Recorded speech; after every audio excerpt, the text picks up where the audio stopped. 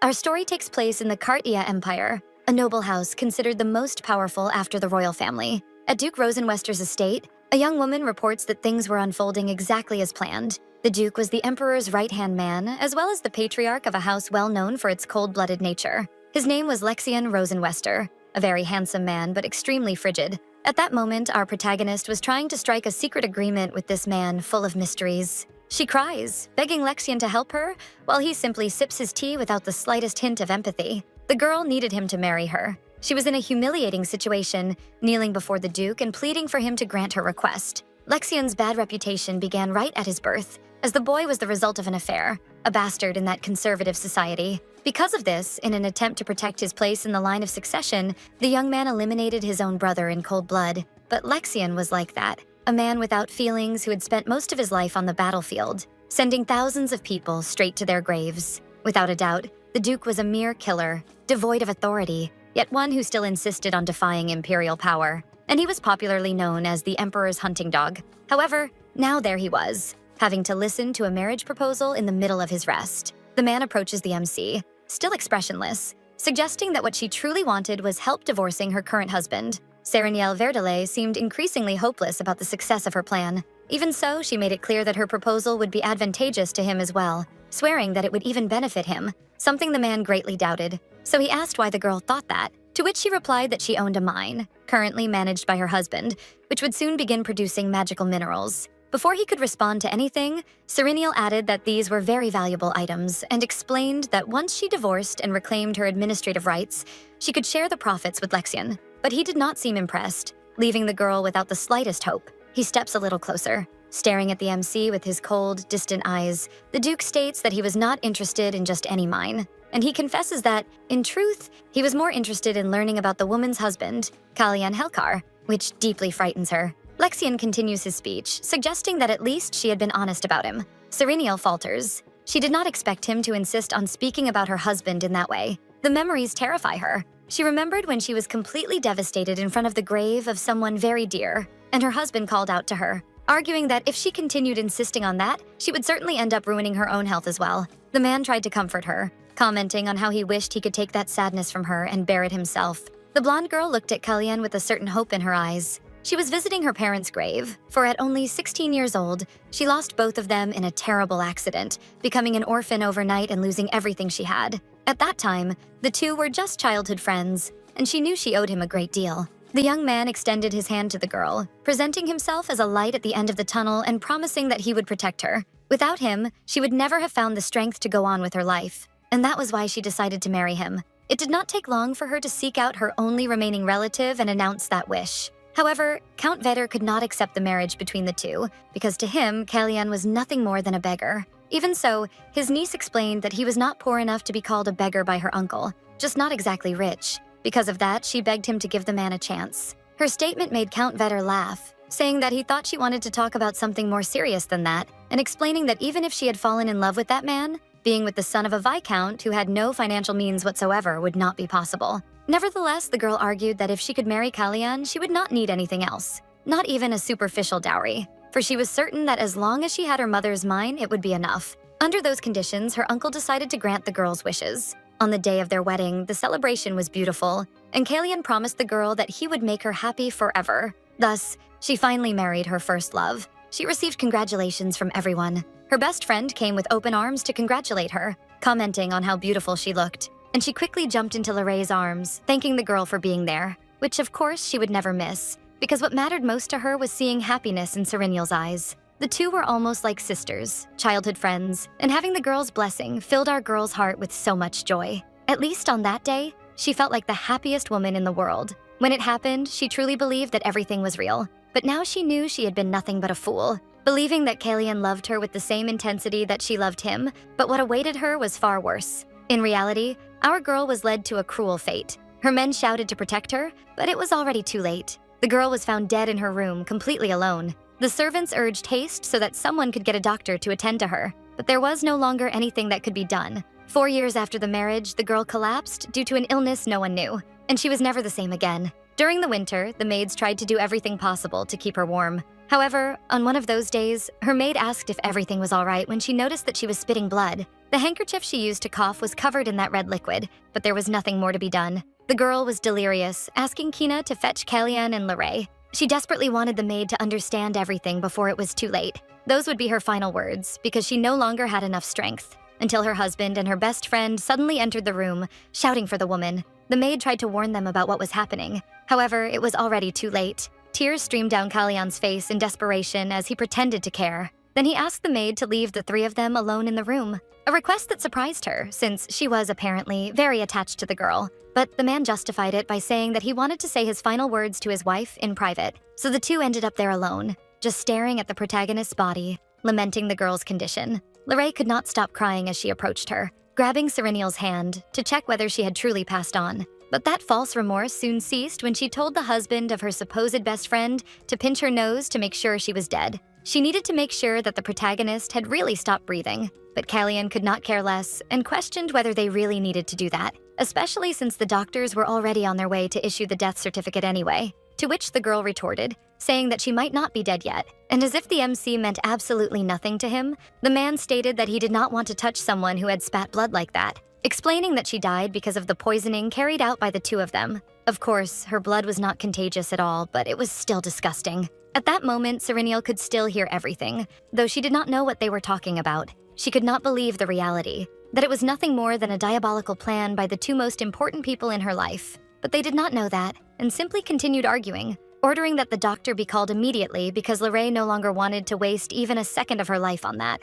arguing that she had been waiting for that day for a very long time. And that made Kalyan break into a smile, telling her not to worry, because now the two of them could live alone. That is, alone together with their child, the royal family he had always wanted. Serenial was shocked, for she discovered that the two people she loved most in this world had been betraying her all along. But that was not all. Now he could finally call Benny, who had spent years hidden away in the village with his nanny, to celebrate his 7th birthday there at the palace. In other words, for the past 7 years, the protagonist had been made a fool of. Before leaving, he asked Lorray to step away from Serenial's dead body because she brought very bad luck. The truth kept sinking in for our girl. She had experienced the greatest betrayal of her life. With a cynical smile on his face, Kalyan pretended to mourn his ex-wife, while Lorray smiled at the corpse's face, asking, as if she would actually answer, whether she had never suspected the affair between the two of them. Sometime earlier, the girl had received a letter saying that they had obtained a tea that was supposedly meant to help with her fertility, instructing her to drink it every day without fail. Lorray even thought it was foolish that Serenial had blindly trusted that promise.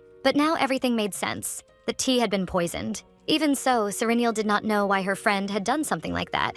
And on her deathbed, the red-haired girl said without a shred of remorse that she had never thought of the protagonist as a friend. The two met when Lorray appeared at the palace, and the little girl wanted to play with her. But for Lorray, ever since their first meeting at her family's orphanage, she knew they were not on the same level, and was certain that Serenial had always looked down on her as inferior. Yet she spent her whole life pretending to be a pure person, kind-hearted, and all that nonsense. When, in reality, throughout all those years, her supposed friend harbored no good feelings at all, only hatred toward the girl. But now, look where she was. She had reached the end of her life with nothing. Finally, Lorray turned her back. But before leaving, she remarked that at least Serenial had enjoyed playing with something that belonged to her, thinking she possessed Kalyan. And for that reason, even if she ended up in hell, she should thank her and remember one very important detail. It was not she who killed her, but Serenial's own ignorance, stupidity, and blind trust. In her final moments, the girl saw her world crumble before her eyes. The man she loved more than anyone in that world, Kalyan, had never loved her,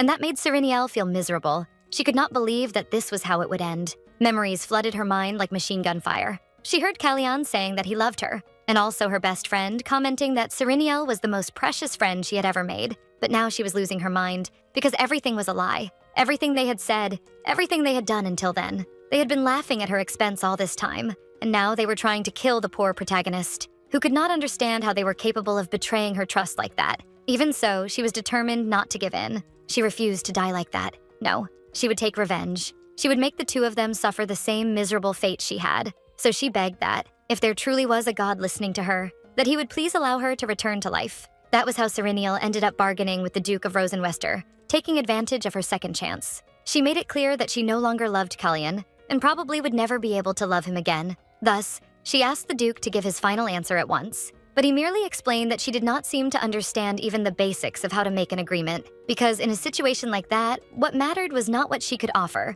but what the other party desired. Impatient, Serenial asked what he meant by those words. Then Lexian decided to propose something else. He would help her, however. In exchange, she would need to give exactly what he wanted, nothing more, revealing that he had two desires. The first was that the girl throw that useless little man away, and the second was that Serenial should remain married to him forever. That second part left the girl distraught, and, noticing her silence, the man pressed on, asking whether she had understood, that this meant Lexian wanted to have her completely to himself. His name sounded like honey dripping from the man's mouth. Flashbacks of that night covered in snow and storms when the MC died rose to the surface. The girl realized at the moment of her death an ugly truth. She was nothing more than a naive little woman who did not notice or suspect for even a single second that her own husband and her best friend had been having an affair all that time. She had been stripped of everything she owned, murdered and entangled in a drama filled with love and hate. She considered herself a pitiful heroine in the midst of that terrible and absurd story.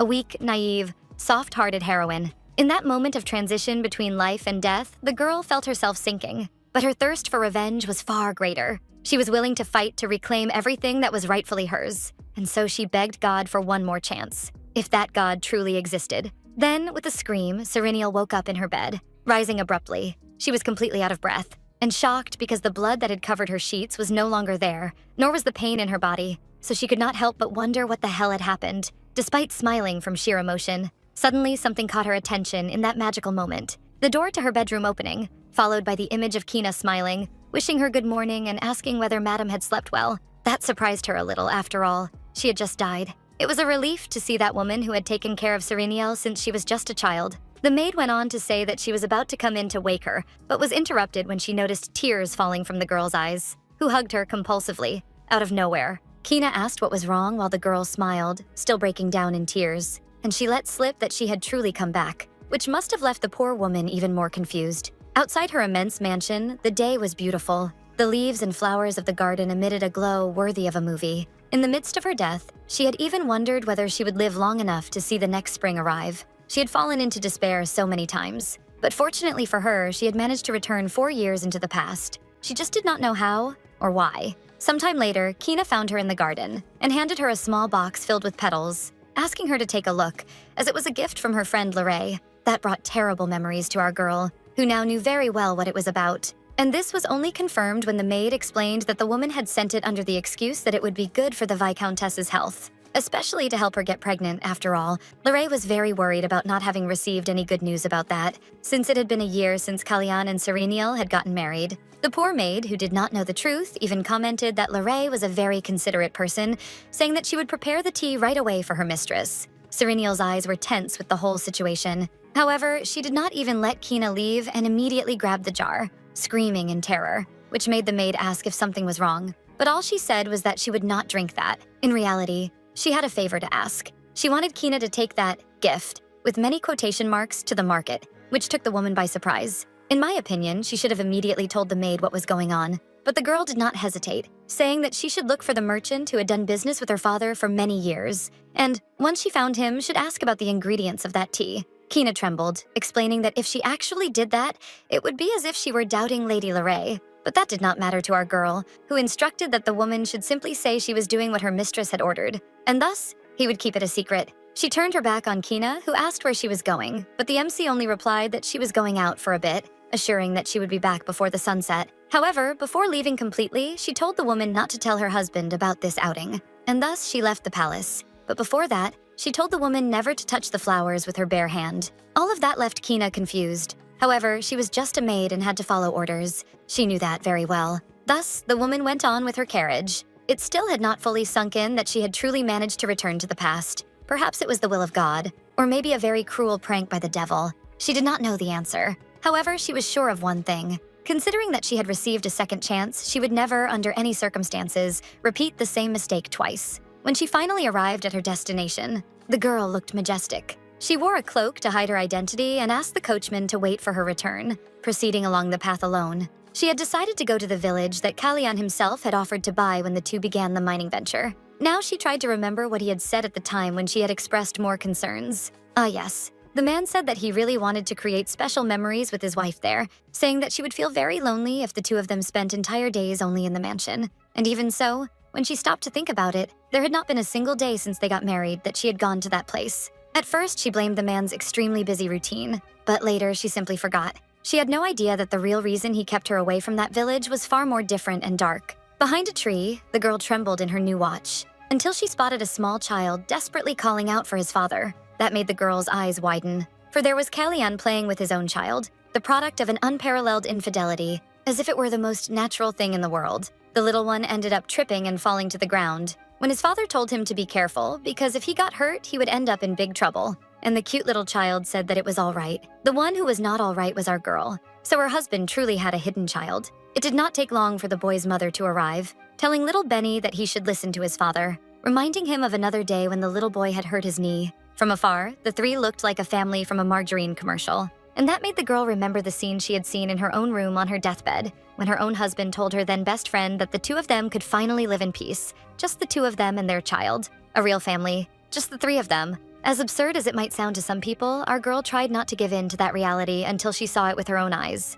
She kept lying to herself, saying that there must have been some mistake, as if her mind had played a trick on her. But now all she could do was ask herself how she could have been so naive all this time. For now she was seeing that little child, who was probably about 2 years old, materialized right in front of her, which meant that even before she had married that useless man from the very beginning, there had never been any room for her in Kalyan's life. One of the man's maids approaches the happy family, explaining that they had spotted a carriage nearby, which draws his attention, and he runs to scold the coachman, saying that he should not be there, to which the man replies that he had been summoned to that place but had probably just mistaken the route. That was not a very convincing excuse and ended up leaving the man even more enraged, shouting that there was no way he could have gotten lost and simply ended up there, but in a burst of anger, he ordered the man to leave immediately. That was very curious and not convincing at all, but at that moment, the girl felt relieved for having remembered to ask her coachman to keep her visit to that place discreet. Alone, the truth was beginning to sink in for our protagonist, who tried to hold back her tears above all else, but she was caught in a spiral of sadness. She fell to her knees on the ground, making an effort not to draw anyone's attention. A light rain began to fall over the place, finally pulling her out of her thoughts. Thus, Serenial began walking, looking for the carriage she had arrived in. Her heart, filled with resentment, wondered what kind of people could be capable of such cruelty towards someone they claimed to love so much. Deep down, she also blamed herself for never even suspecting that the two were having an affair. Perhaps Lorraine was right, and the Viscountess was nothing more than ignorant and foolish. But she could not help questioning whether that alone meant she deserved to go through so much humiliation. Was it really her fault? Suddenly, a carriage pulled up beside her, catching her attention because she had told her coachman to wait far from there. But the door opened quickly, and someone very important stepped down holding an umbrella. It was not her carriage. A man holding the umbrella commented that he did not think the weather was very suitable for an afternoon walk. It was Lexian, who approached the girl, covering her, wanting to know if she agreed. He knew our girl's name very well, and she knew him as well. However, the question that would not go away was why he was there. She knew that if the man got too involved in the situation, things would only become more complicated. So she decided to dodge the question, and explained that she had some business to take care of there, even though he did not believe it. She simply turned her back, saying that it was good to have met him regardless of the circumstances, and then asked to be excused. However, before the MC could leave, he explained that it was very common to encounter thieves in that area, asking whether she did not realize how dangerous it would be for a fragile woman like her to be alone in a place like that. And that finally caught her attention. Without further delay, the man told her to hurry and get into his carriage. He was definitely a very persistent man. Even against her will, she obeyed. Perhaps deep down she thought he was right, or maybe she did not want to raise more suspicion about the real reason she was alone in that place. The girl tried to enjoy the ride, or at least she tried. She seemed a bit tense because deep down she thought the inside of the carriage would be a little more spacious than it actually was. But there she was, cramped together with the man, her knees brushing against Lexian's every time the carriage swayed even slightly. Trying to break the silence, the man asked why a noble daughter of a viscount was in such an abandoned place. That was strange. Was he referring to her as the noble daughter of a count? However, thinking about it, the girl remembered that the Duke had called her by her maiden name earlier, which was a bit confusing since she was already married to Kalyan. But she did not insist on that, and simply said that, as she had mentioned before, she had gotten a bit lost on her way back home, and that it was nothing important. That made the man smile. It was nothing important, arguing that, as far as he knew, there was only one reason that could explain why a woman would act in such a suspicious manner while walking drenched under the rain, which offended Serenial somewhat. But he did not care in the slightest and simply added that there had to be some man involved in the whole story, and he gave the girl the opportunity to tell the truth, asking whether that was indeed the reason. He even commented that Kellyanne's estate was nearby, pretending he wanted confirmation from the girl, but he did not even wait for her to answer before saying that the area was perfect for hiding someone. Sereniel clenched her fists in her own clothes out of sheer nervousness, but she tried to remain firm as she asked the Duke whether he had let her into his carriage just to ask something so indiscreet, and she shouted that, even if that were the case, it concerned only her. It was nothing the man should meddle in, and once again she stated that, as she had said before, she was only in that place to handle business. Even so, Lexian did not fall for it, stating that she was not good at lying and that if she were truly telling the truth about it being just business, she would not have shed so many tears that her face had turned red like that. His remark surprised the girl. She had not known that he had been there for so long. The rest of the journey was tense and silent. However, when she finally arrived at her palace, the protagonist thanked him for the ride, taking the opportunity to apologize for having behaved in such a rude manner, especially considering that it was the first time the two of them had met. Moreover, as it was getting late, she asked the man to be careful on his way back, but Lexian interrupted her, explaining that he did not think that was the first time the two of them had met, which took the girl a little by surprise, but all he said was that apparently she had forgotten. Then he changed the subject, asking whether at least the girl was happy, which did not make much sense to Sereniel, but the man simply repeated the question, even though it seemed so sudden to her. He made it clear that it was a more important question than she imagined. That was why he asked her to answer honestly. What did he mean by happy? All that came to the girl's mind was anguish. She knew there was no way she could even pretend to be happy unless she had completely lost her mind. She was so furious that she could barely sleep properly, and that was her sad reality. Just remembering the face of her foolish husband and of Lorraine was enough to make her feel the anger burning on her face. And there was still that child, who was not at fault at all, but only added to Sereniel's pain. She did not even need to answer for the man to understand, just by observing the girl's clenched fists. And he was sincere when he said that he could understand everything perfectly well, but he decided not to dwell on the matter, only asking the girl to hurry and rest, assuring her that the two of them would certainly meet again very soon, whether she liked it or not. And so he left the girl standing there like a statue. Sometime later, inside the castle, her arrival caught Kina's attention, who celebrated her return, explaining that she was very worried because she had not arrived at the time she said she would, to which the girl apologized. But the maid was more concerned about the fact that she was soaked, so she asked what had happened, and the girl explained that she would talk about it better later, but for now she needed to rest a bit. Thinking about it, the woman said that she would prepare a change of clothes for Madame and something for her to eat immediately. However, the young woman explained that she did not want any of that right now. She only needed the woman to inform her husband that she was not feeling very well. But there was one more detail. Lady Lorraine was at the palace. That was enough to make the woman tremble. She was not even sure she had heard it correctly. But Kina explained that she had come together with the Viscount as the two of them wanted to share a pleasant dinner with the girl. She could not believe the audacity of the two of them in actually going there together and returning together. To her own home, it was almost violent to her. The maid also explained that she had told Kellyanne that she had gone to the Count's city, explaining to him that the reason for the outing was a matter concerning how she was doing, because she could not think of a better excuse. And the girl thanked her, revealing that she had been planning to go to her uncle's house anyway. Already in the Viscountess's bedroom, Kina asked if she truly wanted her to inform the two traitors that she would be resting, but the girl changed her mind. Sereniel asked her to prepare a dress for her to wear. Before she went downstairs, the maid informed her that she had placed in the drawer the item Sereniel had mentioned earlier.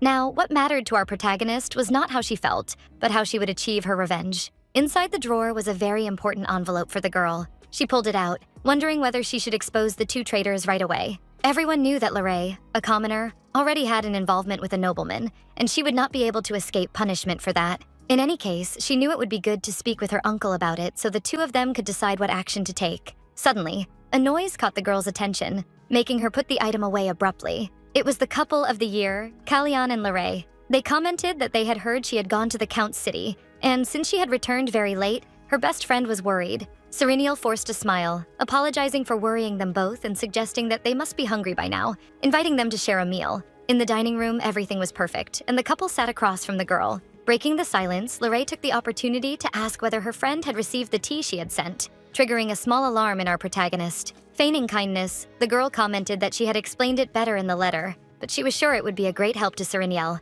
and she reiterated that it was important for her to drink the tea every day. Her comment made Sereniel's hands tremble even more, and this did not go unnoticed by her loved ones. When she realized she was acting strangely, she tried to change the subject, thanking them for the thoughtful gift. However, when she suggested that the girl must be hungry and urged her to hurry, our girl ended up triggering an alert in Lorraine. She changed the subject, turning to her husband, to ask how business had been going lately, which almost made him choke on the meat. But the girl was very clever in redirecting the conversation, explaining that it was her uncle who was worried. As he had said, he could not get in touch with the man for an inspection, since he was very busy trying to maintain normal operations. The man simply said there was no need to worry so much, as things with the mine were flowing well. He assured that he would contact the man as soon as possible, but his wife said there was no need for that, because she herself would pass along the message. She just needed to know the mine's current status, which seemed to offend Kalian for some reason. Still, Serenial reiterated that she was serious, as she also needed to be aware of the state of something that belonged to her. After all, the mine belonged to her. After her parents died in an unexpected accident, the only inheritance our girl received was a mine that had only recently begun to draw attention, and Kalian made a point of dedicating his entire life to it. Of course, outsiders still doubted the stability of the income that business could generate. Even so, the true value of that mine was something else: the magical minerals, which could be traded for very high prices due to their rarity. Her men worked there day and night, and soon those minerals began to be found inside Serenial's mine. In other words, her business was about to reach its peak profit point, but now the protagonist could not allow her husband to take advantage of that alone. That was why she decided that from then on, she would make things return to their proper place. First, she would remove Kalian from management, and then destroy everything that he and Lorraine cared about most in this life. The man even tried to argue that the girl knew nothing about business administration in an attempt to keep her away, suggesting that even if he personally taught her, she simply would not understand. But to his surprise, the response was cold, with Lorraine's interference.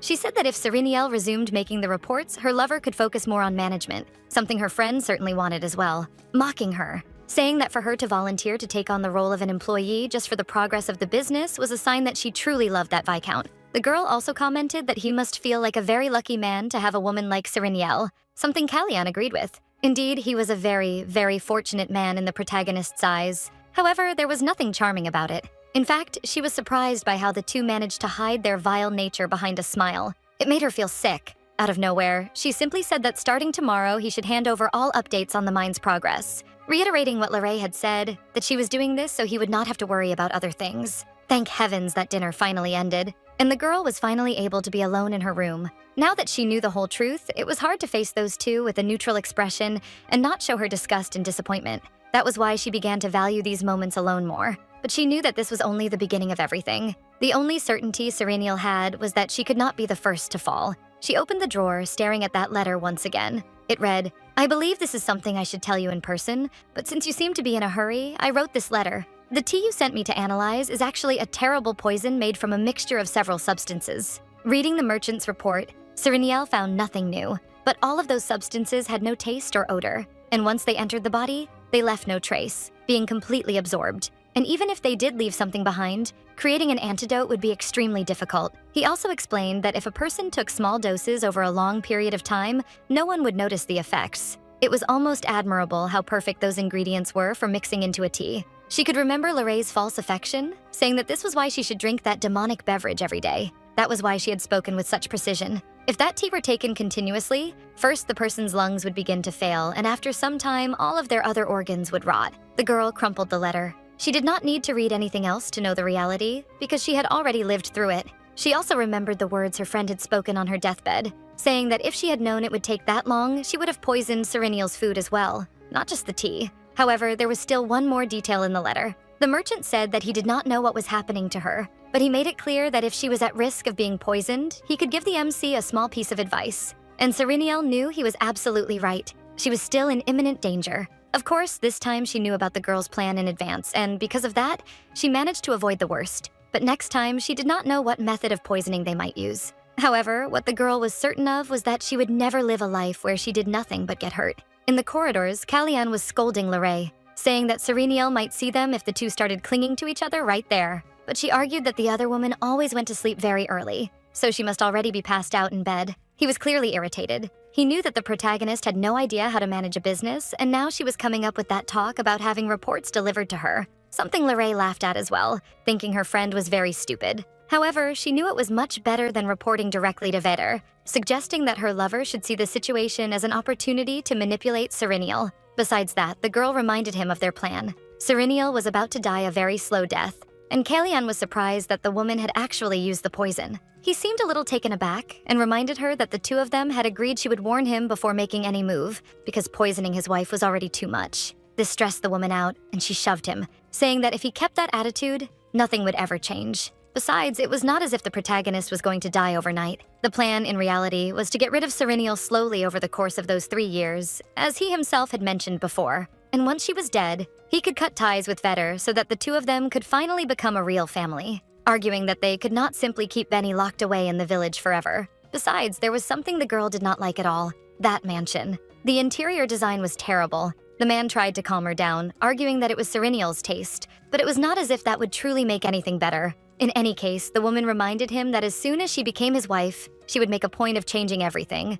the furniture, the decorations, everything without exception. And she reminded him of their deal. He had promised never to spend a night with Serenial, something she had only made an exception for on the first night they spent together. But from then on, his only child should be Benny. That never even crossed Kalyan's mind. After all, he did not feel the slightest attraction towards Serenial, who listened to the entire conversation from behind the door, forced to hear that she was like a statue, a boring woman no one would ever want to hold in their arms. The next day, the girl went to the city with Kina, who commented on how long it had been since the two of them had done that. At last, they arrived at the place the maid had already prepared. However, her mistress asked her to wait in front of the shop, explaining that it would not take long. Before going inside, the girl's eyes felt heavy. She was tired of all of that, but she ended up being surprised by the man who had been occupying her thoughts, Lexian Rosenwester. She had no idea what he was doing there. Still, she tried to contain her surprise, greeting him with a good morning and saying that she was honored to meet him in a place like that.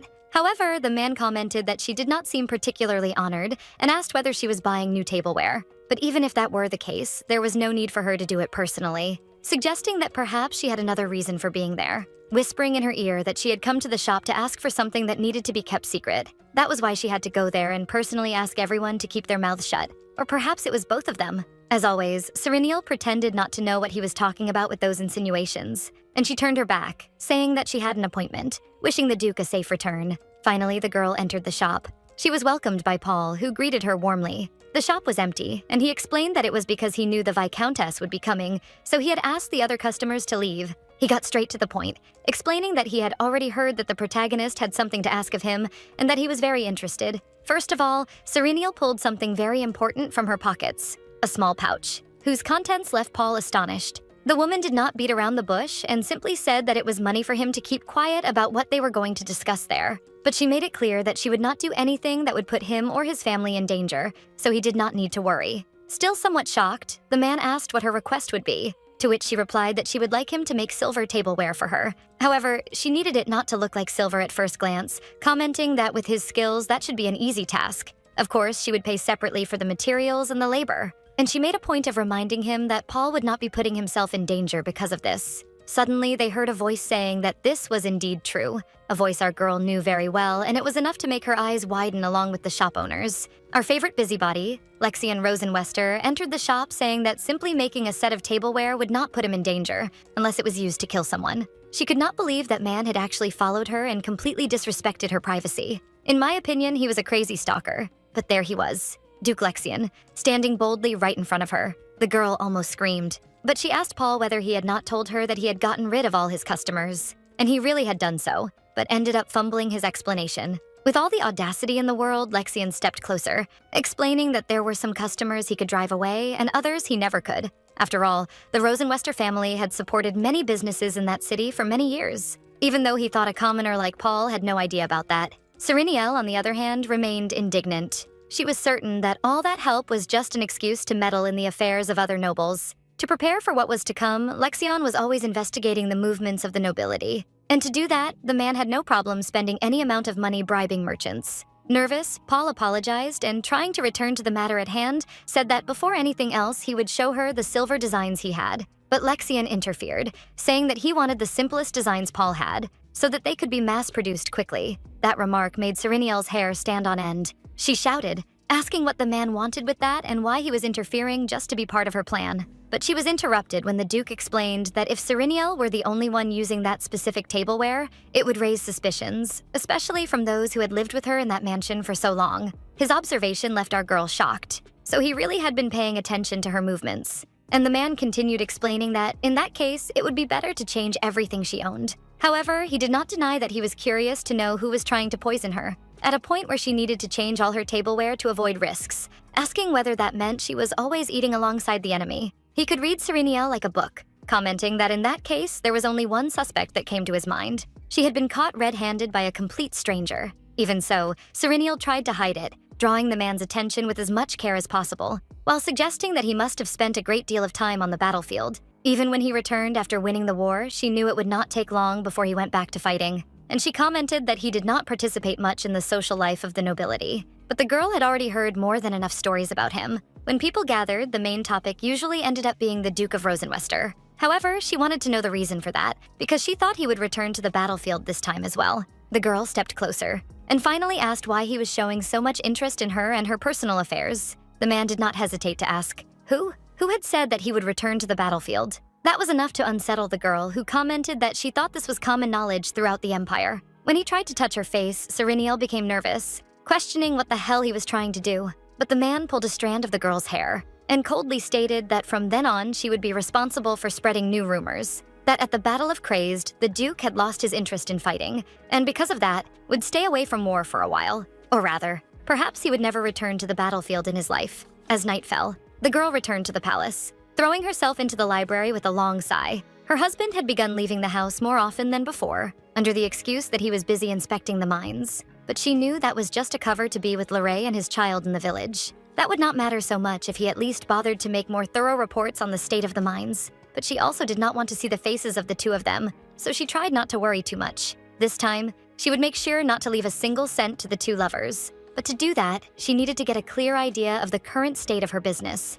The problem was that there was something very strange about the ledger the man had given her. The descriptions of the investments and the information about the investors were almost all hidden. Even the list she found contained only initials. Was it really necessary to keep so much secret just because of an investment fund? And if so, why? Serenial desperately wanted to uncover the truth behind all of that, but she had heard with her own ears that Lexian Rosenwester would not return to the battlefield for a long time, which meant that the rumor about the Emperor using the Duke as a shield to get rid of nobles who kept flattering him might actually be true. For example, what if the goal of the people who invested in her mines was to build a private army? Whether true or not, that would be more than enough for the Emperor to simply eliminate his political enemies. But in that case, what should Serenial do? She had no idea, so she chose to sleep and rest from that day that felt endless. The next day, she was awakened by Kina with her usual smile, which was returned with a small smile from Serenial, who commented that she seemed as full of energy as always. The woman entered holding a few items, explaining that she had found some things the day before while cleaning,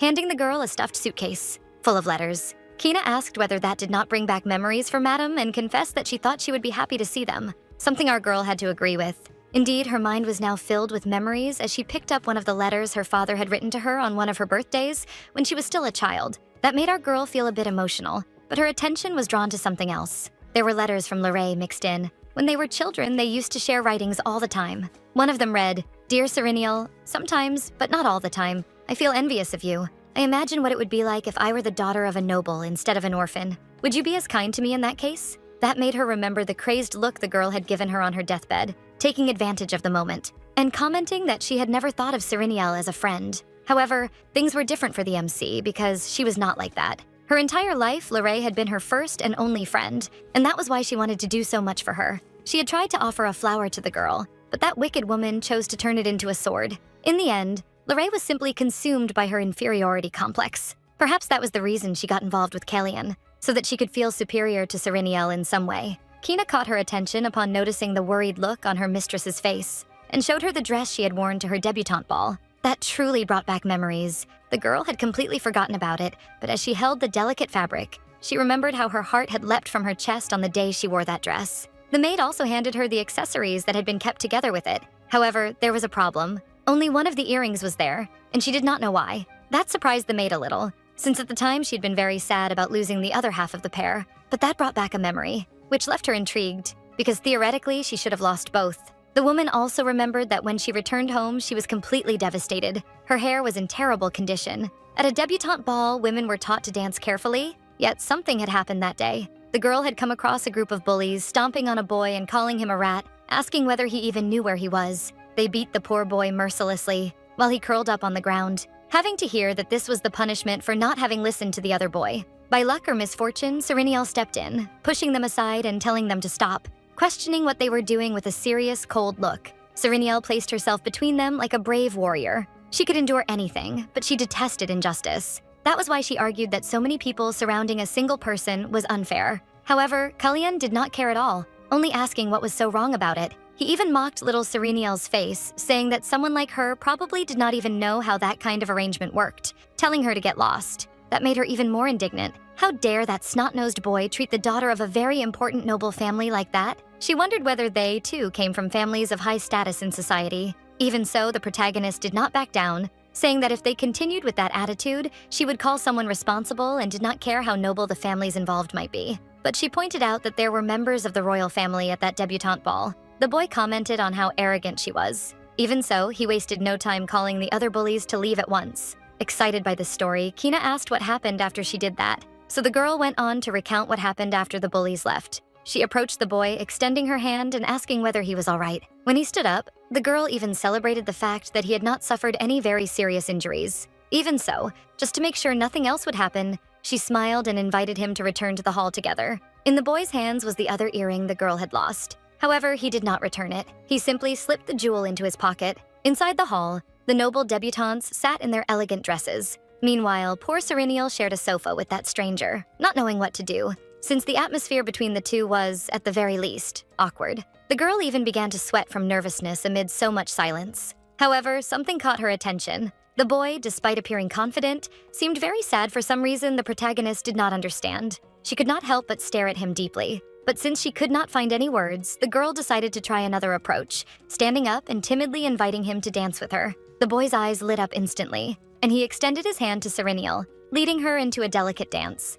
After that, the two lovebirds spent the entire night twirling around the hall. Of course, they did not dance very well, since both were embarrassed by the whole situation. But our girl truly enjoyed it. They were terrible dancers, and the other nobles around them must have found it all very strange. Even so, they had so much fun that it was not difficult for the girl to ignore the stares. She finished the story by saying that even after all that, when the party ended, they simply parted ways and went on with their lives. Kina, excited, lamented the fact that the MC had not asked for the name of her dance partner that night, even though we all knew very well who it was. But she explained that she had indeed asked, trying to force her memory. She remembered that the boy said he did not have a surname, which was why she could not identify him. So she simply left after all. It was not as if there was anything else she could do about it, which was a shame, because even though the situation had been completely unexpected, the boy had still been her partner at the debutante ball, a regret Sereniel also shared. After dying and coming back to life, those memories no longer seemed very important to Sereniel, and, to be honest, she no longer had the energy to dwell on the past. Her expression startled the maid, who asked who had died. That was when Sereniel realized she had spoken out loud something that should have remained only in her thoughts, laughing and saying it was nothing. Even so, with that brought to the surface, the protagonist wondered how that mysterious boy was living his life now. As she stared at what remained of her pair of earrings, she wished that he was doing well. And believe it, he was doing more than well. Duke Lexian was in his chambers, reading a letter, sent directly from the Emperor. In truth, it was not exactly a letter that friends usually lock away, but an execution list. From the very beginning, the Emperor had been trying to use him to eliminate nobles who caused trouble for the crown. But the man did not want to get involved. That was why he kept moving from battlefield to battlefield, just to avoid the Emperor's disruptive orders. He did not think he had any reason to cling to the idea of staying alive, so he was not afraid of death and had even fewer reasons to remain in the Empire. At least, until he met someone very special again, 6 months earlier. He had ended up meeting Sereniel at one of those insignificant parties that nobles loved to host. A woman commented that her face looked radiant, suggesting that she must be enjoying life very much as a wife, and the woman smiled shyly. In a moment of courage, Lexion set his glass aside to call over the daughter of Count Vetter, asking whether she could spare him a bit of her time. With perfect politeness, she followed him to a more private place, and asked if there was something he needed from her. Like honey on his lips, the man repeated Sereniel's name, to ask whether she was happy, something the girl did not understand. However, the man merely repeated the question, receiving a small smile from her, before her magnificent face lit up and the words, "Yes, I am happy," filled her mouth. When Lexion heard that from the protagonist, he lost the only reason he might have had to keep living. But then the two of them met again on that day when the rain was pounding against the ground. He watched the girl walking with weary steps, and after that, everything began to change. If he decided to stay in the Empire, it would no longer be to avoid the Emperor's orders. The moment he refused to choose a side in the next war, the Emperor sent that execution list. He had no interest whatsoever in fighting a war without a very clear cause, but now everything was different. Because one of the names shining there was Vader Verdelay, the uncle and only living relative of the owner of those earrings he cherished so dearly. His name was there as if glowing red, So now Lexian's situation was becoming increasingly clear. He remembered that day as if it were yesterday. The boys around him violently asking whether he knew where he was, calling him a parasite and shoving him to the ground. Perhaps he truly was a disgusting parasite. After all, his mother was a servant in a noble house, and he grew up being threatened and treated like a leech. When he was judged for that, when the time came, it was already too late for him to properly debut. His mother, sick and lying in bed, told him that he was part of the Duke's family, so he had to do it. It was her last request. However, his half-brother, who never took a single day off to leave the poor boy in peace, did not like that at all. He thought that would be his end when he saw the pair of earrings fallen on the ground and heard a gentle voice defending him, threatening to call someone else while little Lexian tried to reach the jewel. Nowadays, whenever he closed his eyes, he could see that vivid figure in his mind, her trembling voice, that moment that may have been forgotten by Sereniel. But Lexian never forgot it, not for a single day. He remembered her warm hands intertwining with his, as he touched that earring as if he could touch the girl herself. Honestly, he had wanted to return the earrings before the party ended, but it was not that he could not. He simply chose not to. Because if he returned the object and the two of them parted ways, he would have accepted the end of that young love story. And that was something the boy absolutely never wanted to do. The next day, the servants announced that Sereniel's guests had arrived, and the girl hurried to receive them, commenting that it had been a while since they had last seen each other. Paul, the shop owner, bowed before the noblewoman, asking whether she was in good health. But instead of answering, the girl commented that he had returned earlier than the agreed date, which made her ask whether he had not grown too tired by fulfilling her request in such a short time. Something he confirmed, though he did not seem regretful in the slightest, asking her not to worry and explaining that Lexian had offered him a higher payment. This caught the girl by surprise. She had no idea why he had done that, so the commoner explained that he did not know whether the protagonist was aware of it, but the Duke had great influence in the market because he always made a point of rewarding people generously. But something unsettled the man. Our Sereniel did not fail to notice this, so she asked what had happened, to which he replied that it was nothing serious. He only had a delivery to make, and he pulled a scroll from his clothes, asking the woman to burn it after reading its contents. That was definitely a surprise coming directly from Lexian. She could not believe that the Duke had actually sent something to her home, but all the man said was that he had been instructed to inform her that as soon as she saw it, she would have her answer. She was somewhat lost regarding what the merchant was talking about exactly, and he did not seem to know either. So he only said that the Duke claimed she would understand what to do and what to choose, in addition to making it clear that he believed there was only one possible answer. With everything delivered, Paul took his leave, leaving our girl alone with that mysterious scroll. Inside her room, she stared at the object with a certain unease. He had sent her the Emperor's list. Sereniel read the names and recognized them as noble names, but she did not fully understand the reason behind it. Everyone on that list was well known in the kingdom for their precious assets. Moreover, all the families mentioned there were close to her uncle. It was very strange. It could not be a simple list of important surnames, which could only mean that Duke Rosenwester knew what the girl was looking for. But how? Perhaps her guess had been right. To try to avoid a greater war, perhaps the Emperor had indeed given him a direct order to eliminate all the nobles in his way. That made her remember Paul's words about there being only one correct answer. If Sereniel truly wanted to survive under her circumstances, perhaps it was time to give in and accept the help of that mysterious man. But what truly intrigued her were his motivations for doing so. She could not deny that Duke Rosenwester was exactly the person she needed by her side right now, but to him, the girl should not be that important. So why was he willing to go so far for her sake? A noise snapped her out of her thoughts, making her hide the paper quickly, trying to cover it up. Her door was now open, and Kallian appeared with an exhausted expression, making the girl even more tense. He seemed drunk as he asked why his wife was waiting for him awake so late. With no patience at all, she said it would be better for him to go to bed,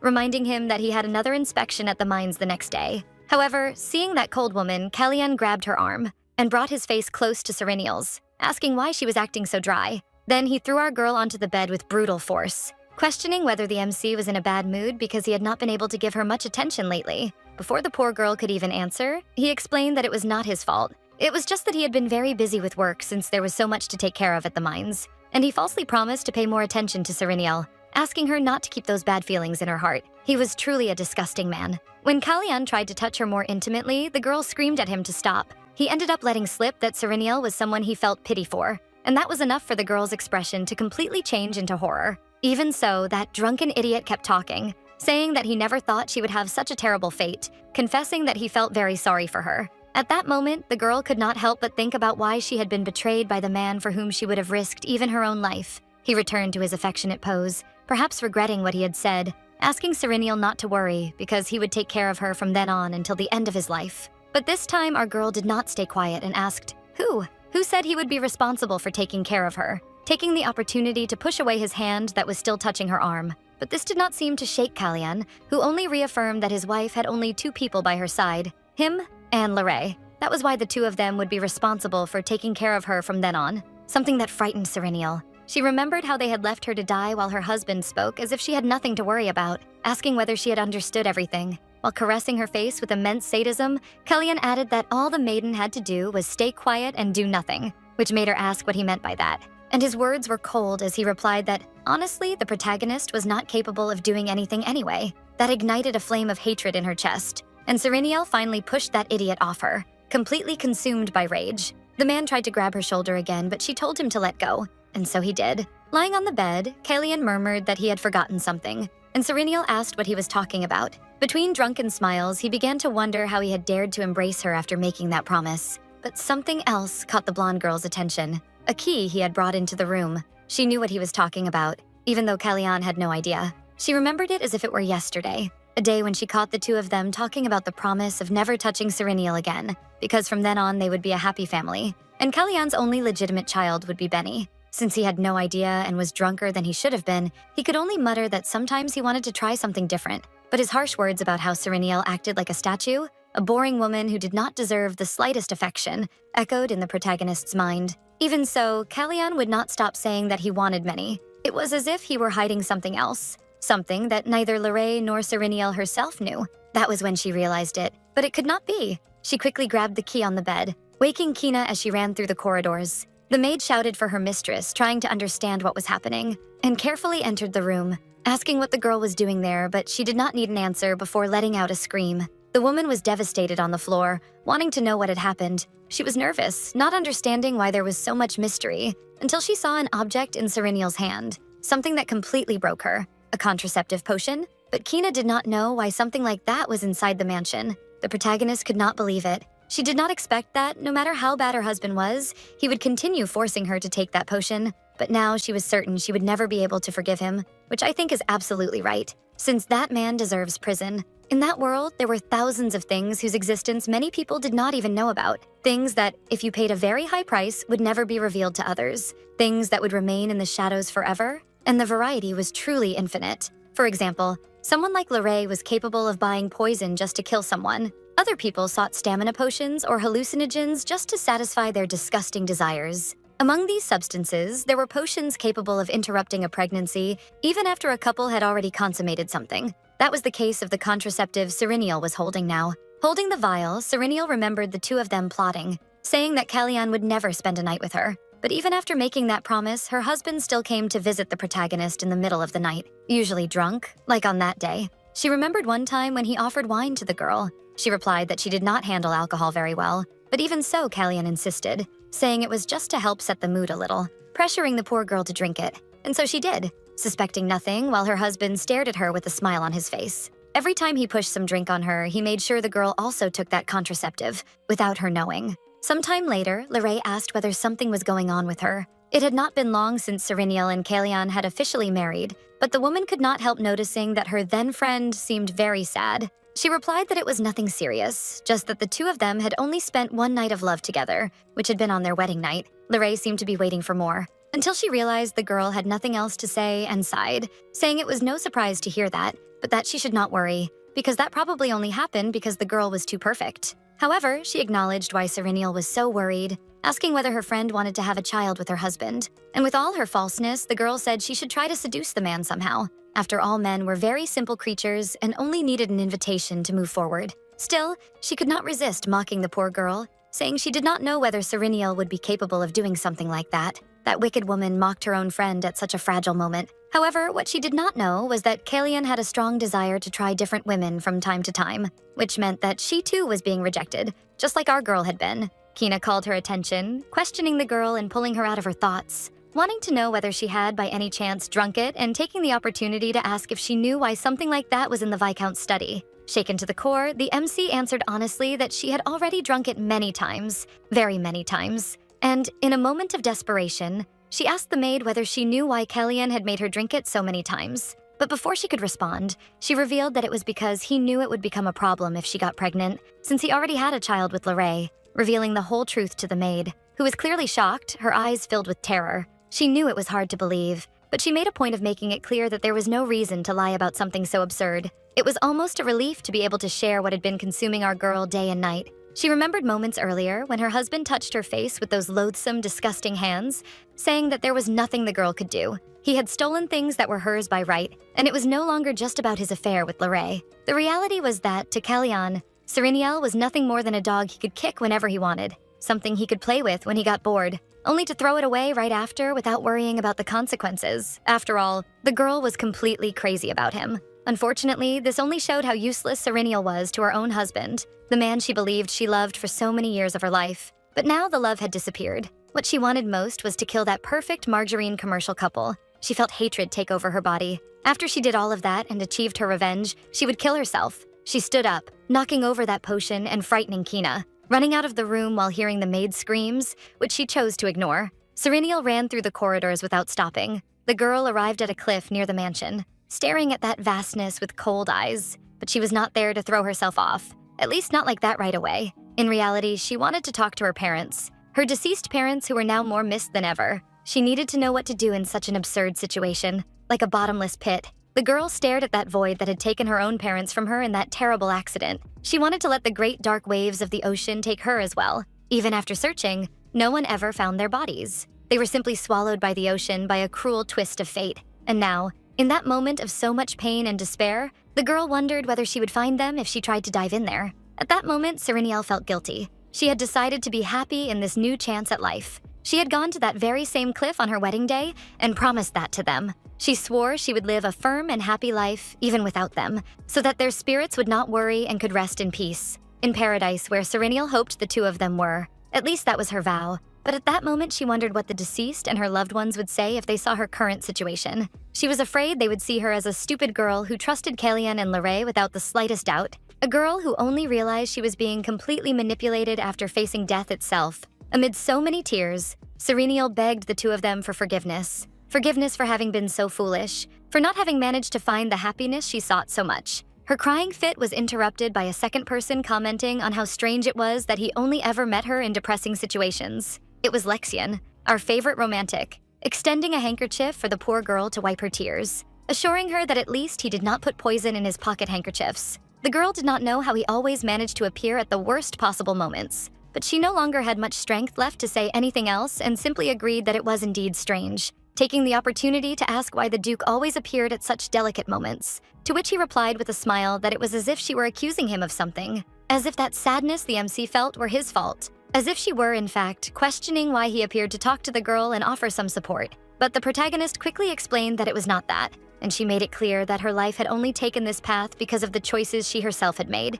He had done nothing wrong, especially since the two of them barely knew each other. However, the girl confessed that she could not help wondering why the two of them only managed to meet in moments like that. But in any case, she knew that seeing Sereniel cry was not exactly what people expected. Trying to cheer the girl up a little, he commented that he did not think it was literally every time they met that she was like this. In fact, the last time they had met at Paul's shop, Sereniel had seemed much more lively. However, he could not help but say that this time things felt different, which was why he believed that something truly shocking must have happened to her. With all the sensitivity that a cold duke, one who had fought on battlefields cutting down men, could muster, Lexian asked if that was why she had gone there, because there was no other way to calm her heart or escape her own reality. Of course, Sereniel did not answer. Instead, she countered with another question. She wanted to know what the Duke was doing there, especially at a time like that, in the middle of the night. As stubborn as he was, he did the same. He did not answer. He only retorted that the girl always acted that way. She never answered even one of his questions. She only responded with another question, as if she had sworn to herself that she must not trust anyone. But that made him ask whether something had happened in the Viscountess's life that made her adopt such a distant attitude. The man could have worked as a psychologist. So, perhaps trying to open up a little, Sereniel explained that that place was very important to her, which was why she went there so often, especially when she had no one else around. That was new. He knew what she was referring to, so he asked Sereniel whether the protagonist truly believed her parents had died in the accident, warning that sometimes what she knew might not be the full story. Of course, it was true that the case had been closed without any issues, but Lexian asked whether she had never suspected that someone might have been involved in the investigation to control it, whether she had ever wondered if the whole thing could have been planned. Silence settled between the two, before the man continued his motivational speech, saying that there were many days like that. Days when you knew it was not your fault that something terrible happened. But since there was no one else to blame, there was no real escape. And if she had no one she could trust and talk to about all the things weighing on her heart, she would only end up tormenting herself even more. However, the man warned that it was precisely in moments like those that one needed to focus on what could be done from then on, because if she kept wandering through that spiral of helplessness, getting out of it would only become harder and harder. Serenial's gaze revealed that she never would have expected Lexian to say such things, and he asked whether that was because she saw him as nothing more, nothing less than a killing machine, just like the Emperor. He did not even let her answer because deep down, that did not matter. He only needed to remind her of one very important thing. Regardless of whether she trusted him or not, the only person who could eliminate everything and everyone putting her in danger was the Duke, and only him. That was why he made it clear that he would be waiting for the day when the protagonist would come to him, and not the other way around, to ask for his help. When the girl finally found an opening to say something, she asked whether he was the kind of person who went around offering favors to people like that, since offering help without anyone even asking was quite rare in that kingdom. Holding the MC in his arms, Lexian answered with a question. As was customary in their conversations, he wanted to know whether she thought an assassin like him had a heart full of pity. But that was not it. It was just that there was an exception to every rule. Exactly like now, when he offered his help to that girl who had no idea how important she was to the heart of that man. It was already morning when the girl returned to the mansion, being greeted by Kina, who shouted asking where she had been all that time. She was so worried that she even thought Serenial might have suffered an accident. But the girl's tearful expression surprised the maid even more. So she tried to set all her worry aside to comfort the girl, saying that she must have suffered a great deal with this situation. And she cried, lamenting the fact that the woman she had raised all this time had been so alone, being honest in saying that she had been a little worried when she noticed the change in her, but never imagined that she could be the reason, because the situation was far too absurd. So not even in her dreams would Kina think of something like that. Noticing that the girl was cold, she urged her to hurry inside, and she explained that she had already put the things from the office back in their proper place, exactly where they belonged. As for the Viscount, all the maid had to say was that he seemed to have drunk far too much, and did not even appear to remember how he had made it back home. Serenial remembered that he always behaved that way whenever he drank past his limit, which happened with some frequency. She began to change clothes, certain that once again he would not remember anything, and as frustrating as that was, she knew it was for the best. Stressed, the woman also mentioned that he had asked where the girl was, to which he had simply replied that she had gone to take a bath. It was not as if it made any difference, since the man always left before the sun even rose. He was a terrible husband, but Serenial only thanked the maid for her care and commented that it seemed she had guessed correctly, since Kalian had already left the castle. Taking advantage of the moment of privacy during the bath, Kina asked why the girl did not go see her uncle, informing her that he had already returned from his work trip, so it would be good for the girl to exchange a few words with him, certain that if Serenial explained everything that was happening, the Count would not stay idle until it was resolved. And the girl knew she was right. The problem was that, for some reason she would not reveal to the servant she had no desire at all to do that. She remembered the list the Duke had sent with the names of all the noble investors in her mine, and all of them had some kind of connection to her uncle. On top of all that, he and Kalian were acting in a very mysterious way. It was even strange. However, even if she did not tell her relative everything, she would certainly discover something. That was why she decided to give in and ask the maid to prepare a visit to the Count's house immediately, something that surprised Kina. However, Serenial explained that it was better to speak with him in person as soon as possible, but the woman scolded her loudly, saying that would not be possible, because our protagonist needed to eat her breakfast at least, since she had not eaten anything since the day before, and she would not let the girl simply leave like that. She needed to eat, especially at a moment like that, so she volunteered to prepare something. Kina's care was surprising. She was almost like a mother to her, and that managed to make our girl smile, even after having cried for so long. She remembered the words of her secret admirer, the Duke, about how she needed to focus on what could be done from then on so as not to feel too powerless, since that feeling only tended to worsen. Now calmer, Serenial knew he was right if she did not want to be defeated by her own emotions. She needed to move forward no matter what, and so she did. She was fully convinced that she was only acting that way because of the Duke. That was why, the next time she saw him, she needed to thank him properly. A thank you that would be sweet and even wistful. It did not take long for her to arrive at her uncle's mansion, and only then did she realize how long it had been since she had last been in her homeland. At that point in the timeline, if she was correct, it had been about 6 months since she got married, so it should not have been that long. However, before she returned to the past, when she had been poisoned and her body was weak, she remembered that she could not even leave the mansion, let alone leave the city. She greeted the servants, and the butler bowed before the girl, saying that it had been quite some time. Bane had taken care of her since she was a child and had not changed his manner with Serenial even after she married, but for some reason she had never been bothered by that. The man invited her to come in right away,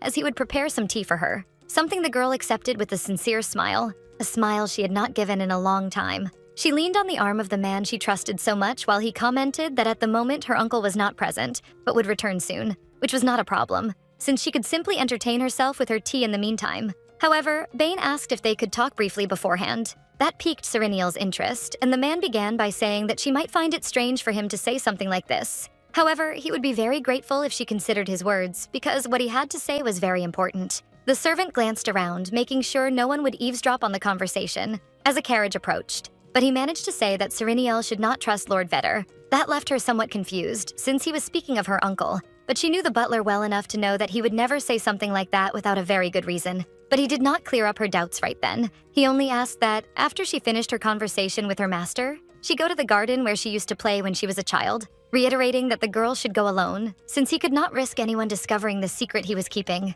Even before she confirmed her presence, Bane explained what would be waiting for her there. At the perfect moment, when the exchange of information had already been arranged, Vetter arrived at the palace saying he was very happy to see his niece. The two went inside, and he apologized for having kept the girl waiting, explaining that he had many things to deal with lately and had been busy, but he wanted to know if something was going on, to which the girl replied that no, she just needed to know how her uncle was doing. She knew all of that was a lie. The real reason she had gone to the Count's house was to tell the truth about Kalian and Lorraine's secret family, but now, for some stupid reason, she could not speak. She remembered Duke Lexian, who surely had discovered what the girl wanted. However, she had this strange feeling that she was heading in the wrong direction with all of this. Now, all that was left was to pretend. So she put a smile on her face and asked how her uncle had been doing, since he always seemed very busy with work. Without much enthusiasm, the man replied that apparently things would stay that way for a while, and he opened a gap to ask about Kalian, and the girl explained that he was the same as always, seeming just as busy as her uncle lately, and she took the opportunity to add one more thing. From then on, she had decided that she would be responsible for delivering the business reports directly to Vetter. Handing him a paper, she explained that it was a summary of the mine's current situation, the sections being excavated, how much was being extracted, the types of ore they had obtained, and their market prices. The man was surprised by how much his niece had done, asking whether the girl had really written all of that by herself, something Serenial confirmed, without knowing why he found that so unusual. Trying to hide it, the Count said he found nothing strange about it, and our girl asserted herself, making it clear that she intended to send reports every 15 days, since she assumed her uncle also needed to stay informed about the entire situation. After all, he had acquired the right to issue taxes and had even secured investors for the family. The old man was not happy at all with his niece's interference, and that was evident in his gaze. But the girl continued her act, saying that Kalian himself had said that it was her uncle who had been responsible for helping them, and even though she did not know who the investors were, she was very grateful for that. The man seemed surprised and asked if that was really what Kalian had said.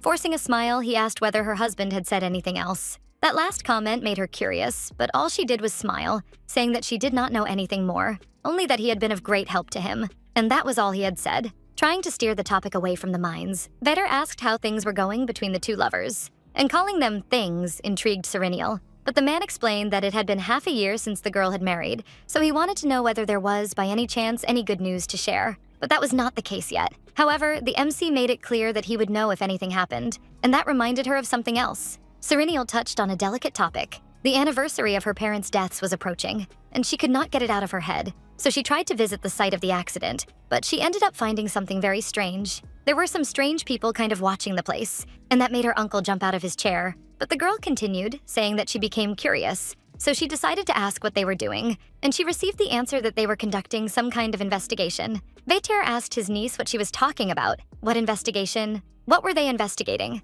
So she explained that, apparently, a bandit had appeared in the area recently, and the group explained that they were searching to see if anyone was hiding there. She had even heard that several bandits had been appearing frequently in those parts lately. That was why she suggested that her uncle also be careful when he went out. He was not happy at all with the conversation. There was certainly some involvement in dirty business, but Serenial was radiant, putting on the best performance of her life as she asked the man to promise that. When the conversation ended, she did exactly what Bane had asked. She was in the garden, frustrated because she had not managed to say anything about Kalian or even check her suspicions. However, just judging by Vetter's reaction when she mentioned the cliff, she knew she had made the right choice by saying nothing. And when she mentioned Kalian, it seemed as though he was trying to figure out what the girl was thinking about her own husband. That made her remember something very intriguing. She recalled Lexian asking whether she truly believed her parents had died in an accident because she might not be seeing the whole story. If her suspicions were correct, then the person behind all of this could only be one. But her thoughts were cut short when Bane called her.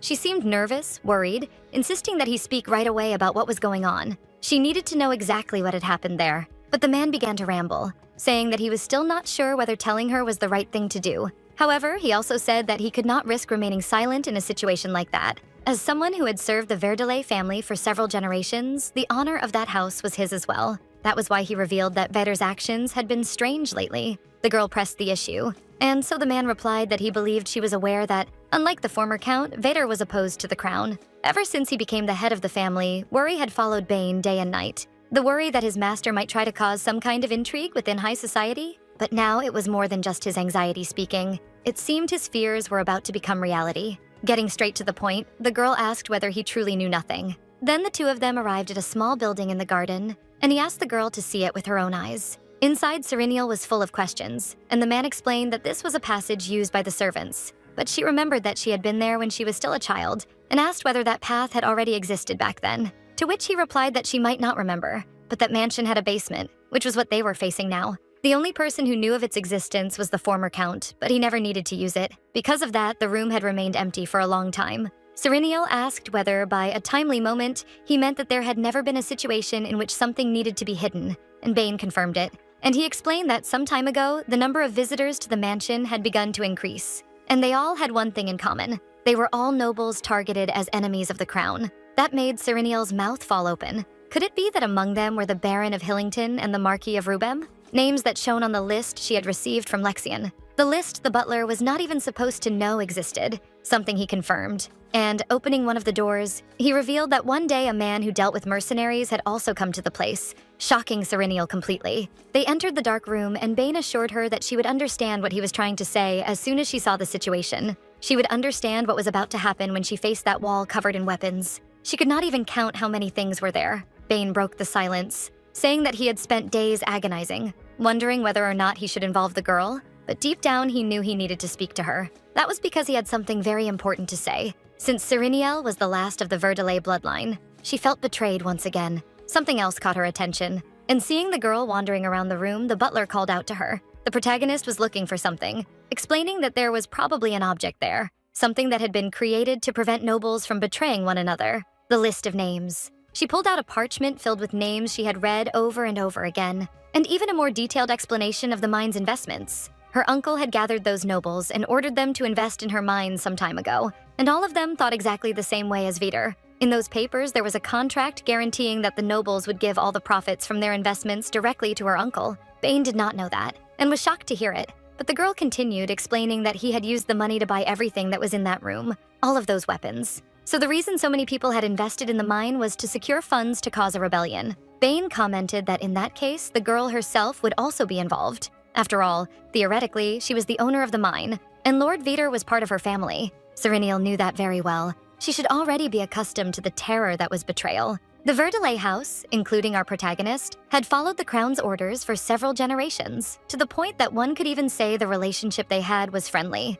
That was why her uncle chose to hide the truth from her, securing rights to issue taxes and gathering investors. She finally understood. She understood Lexian's words when he suggested that he would be waiting for the day the girl would come to him asking for help. There was one more important thing in that room, a recording stone. Or rather, a replica, because the original was probably hidden somewhere else as a precaution by her uncle. Replicas were objects that shattered after a person watched the recording only once. But the fact that it was stored there in that basement probably indicated that its contents were important. Despite her curiosity, Serenial knew that if she used that opportunity now, the object would break, and her uncle, Kalyan, and anyone else involved in that scheme would know that an intruder had reached the castle. She would certainly be the first suspect. Even so, the man insisted that they watch the memory contained there, because if they let it pass, they might not get another chance. Even if they returned another day, there would be no other way to watch it without breaking that crystal. Serenial decided to trust Bane. She had no reason not to, so she slowly turned the crank, ready to access the memories contained in that crystal sphere. She was seeing a conversation between her uncle and Kalyan, and the old man commented that he had heard an interesting story he wanted to confirm. He wanted to know whether the man sitting in front of him was having an affair with another woman, adding that he had also discovered that the two of them had had a child together. Before Kalyan could even respond, he warned that it would be better not to lie, because he already knew everything. Once again, the protagonist was struck by the shock of yet another betrayal. So her uncle knew everything. He said that making vows was useless, being threatened by Kalyan, who claimed that he knew many things, something that left Vitar intrigued. But the man continued with his smug attitude, mentioning that Serenial's uncle had been responsible for the death of Serenial's parents. That was too much. She could not believe what she was hearing. They spoke of the girl as if she were a pitiful thing, and her current husband said that it was Vitar's men who tied weights to her parents' bodies before throwing them into the carriage. But she knew nothing about any of that, so it would change nothing. To him, Serenial was just a child who would not be able to do anything. And as soon as she was no longer useful to his plan, they could kill her the same way without raising suspicion.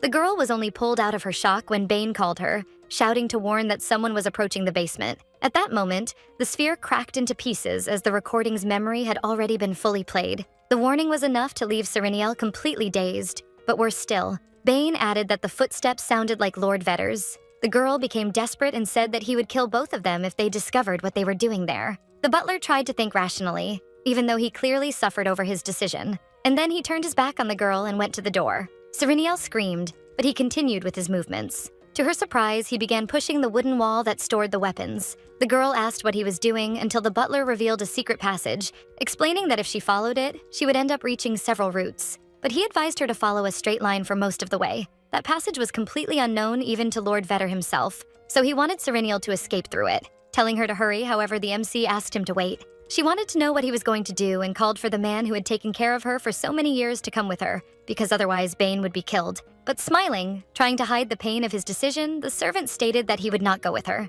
He had no intention of leaving that place, and staying there would still be able to buy some time for the protagonist. That was even more devastating. He was the first person who had stood by her side since she returned to life, and she did not want to leave him behind. But there was nothing she could do. Bane shouted for her to go faster while he tried to close the door, and he also warned that it was very easy to get lost in there, so he asked her to be careful not to choose the wrong path.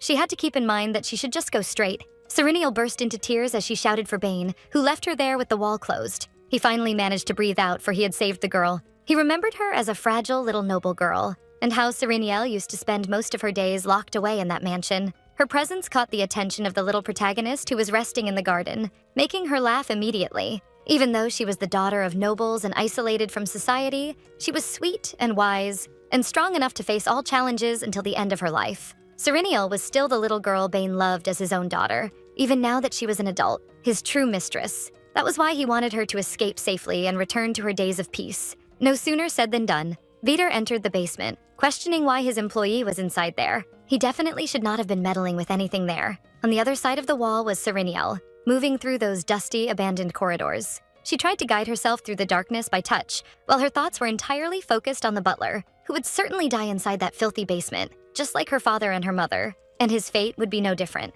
After all, there was no trace of Vitar's perversity. Everything had been completely cleaned up. She remembered the memory she had accessed through the crystal sphere, in which her uncle said that as soon as she was no longer useful, killing her would not be a problem. He proposed a deal to Kalyan. Because the Count needed funds, he offered to secure investors. And in return, his niece's husband would give a percentage of all the mine's profits. With the mine, Kalyan would make a fortune for himself and for his real family. Since their interests were aligned, there was no reason to say anything. However, there was one small condition. That was when he handed the potion to the vile man, explaining that he must never have children with his niece. After all, he himself had already said that he planned to get rid of the protagonist as soon as he had enough money, or at the very least, he would have to do that, or else he would not be able to share the mine. Furthermore, the old man made it clear that he would cooperate, but it would be a huge nuisance if Serenial became pregnant before that, because in that case, her child would inherit the precious mine. So he warned Kalyan that he needed to be careful to have children only with his lover, asking for his word, and the man did not hesitate for even a moment. So it had been Vitar who gave the contraceptive to that scoundrel. She was surrounded by miserable people. She was so immersed in those memories that she did not realize how long it took to reach the exit door, which left her somewhat relieved. But the girl did not know whether that passage led to the castle garden. She opened the door carefully, illuminated by a bright moon. As she stepped outside, she ran into Kina. Seeing someone who was so important to her, and the only person who could shelter her in that situation, made Serenial's eyes fill with tears. She ran to the maid, who was worried as usual. The poor woman tried to comfort the protagonist, who blurted out her words, asking what she should do about Bane. But she was interrupted when Kina asked what had happened to him, because he was the one who had asked her to go to that place if Madame took too long on her visit. That was why she was there. Without giving any context, Serenial said that they could not let Bane die like that. She was ready to save him. She knew she could not do it alone. Now Lexian's words truly made sense. Perhaps it was time to ask for help, but she could not go unprepared. As he had suggested, she was willing to give anything he asked, even her own soul, because she would not leave that situation as it was. The sun was setting in a wonderful orange hue.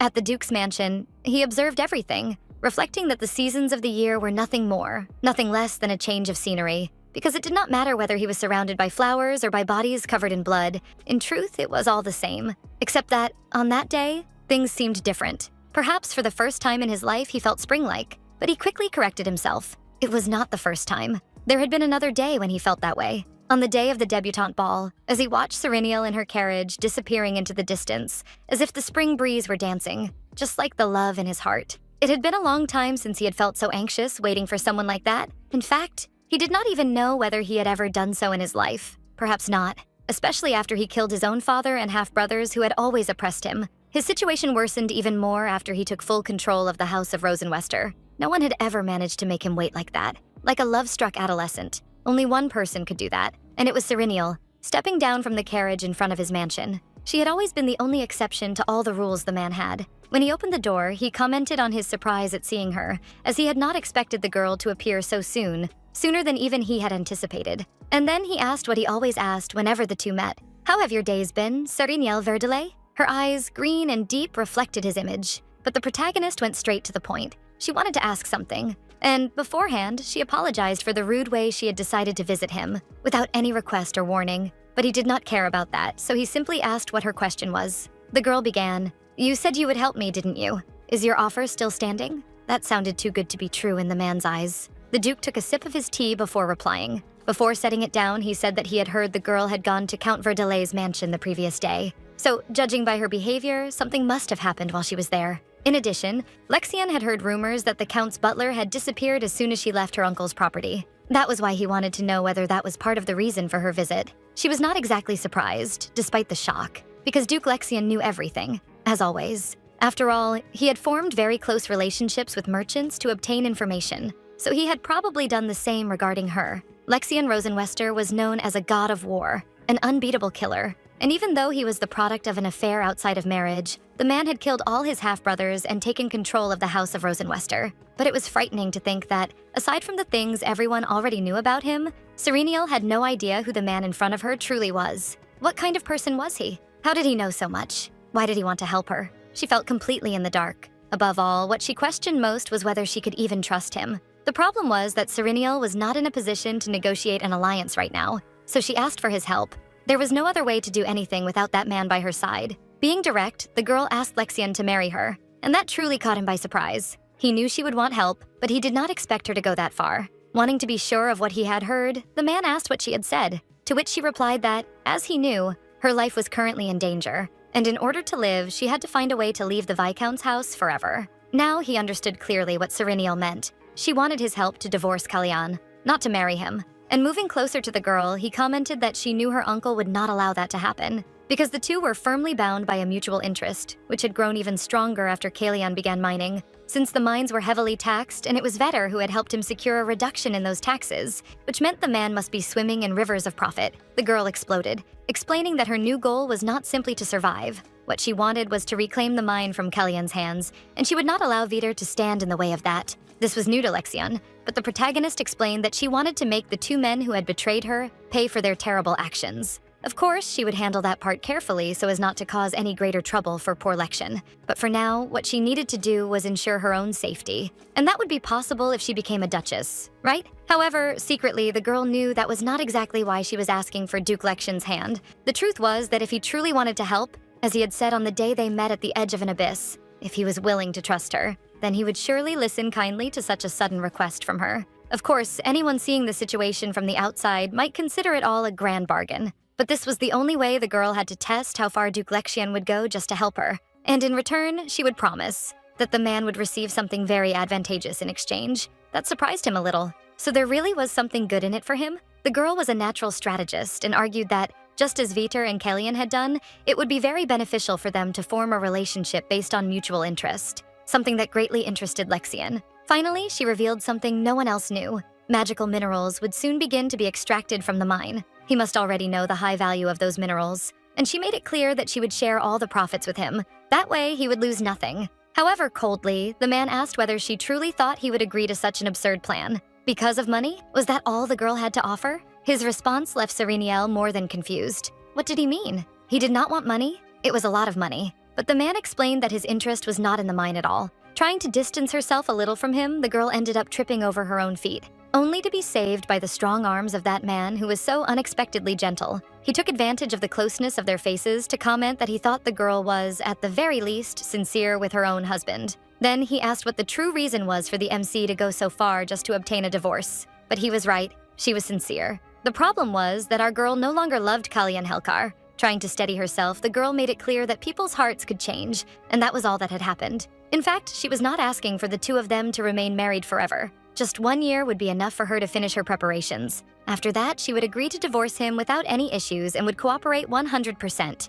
That was why she asked once again and pleaded. But before she could finish, the man interrupted her, saying that she did not seem to understand how an agreement worked. Because what mattered in an exchange was not what she could offer, but what the other party wanted. And turning to the girl, he decided to propose something else. He would cooperate, yes, with her plan regarding the divorce, regarding her uncle, and if she wanted anything else afterward, he could find a way to obtain it. For example, he could take on the reputation of a terrible man who seduced a poor married woman just to save her honor among the nobility. However, in return, he wanted something from Sereniel that was non-negotiable. He had 2 demands. First, she had to completely get rid of that useless man, Kalyan. That came as a surprise because the man spoke almost as if he cared about her well-being. But second, and most important, the marriage the two of them would enter into had to last forever. In other words, she would be his, and his alone. The trip back home was, to say the least, tense. The two shared the carriage, and Lexion could not help commenting on how disturbed the protagonist seemed, asking whether they had not made a mutual agreement and whether perhaps she already regretted it now that she realized how high the price of her silence was.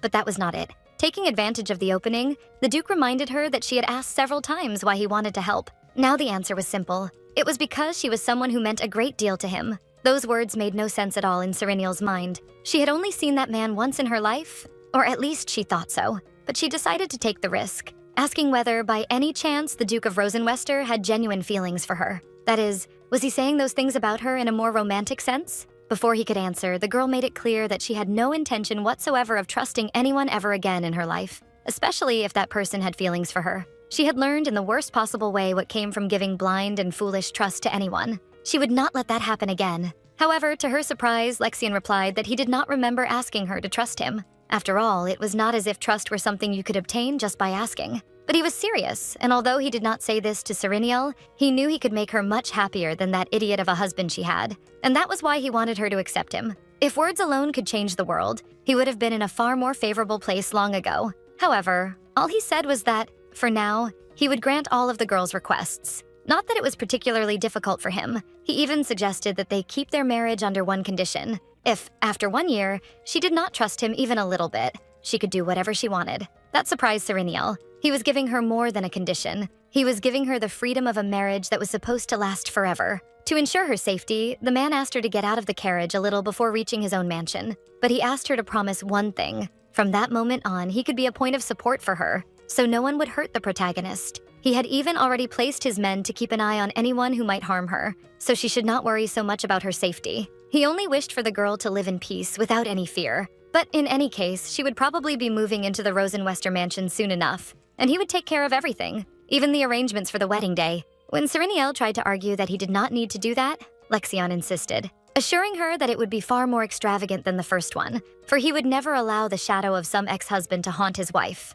But of course, that was a trivial matter. There was something far more crucial in all of this, and, extending his hand, he managed to leave the girl completely speechless. He had stepped down from the carriage just to help her down the stairs. He was completely fallen for the girl. But Lexion explained that, since they were doing this, they had to put on a little show. A show in which the news of her divorce and new marriage would completely crush her uncle, Kalyan, and his useless lover. I love this guy. 2 days later, Kalyan bursts into Sereniel's office, shouting at the top of his lungs, yelling her name repeatedly, saying that something horrible had happened. But the girl does not even flinch, simply continuing to read her book calmly, before carefully placing it under the desk, and asking what he was talking about.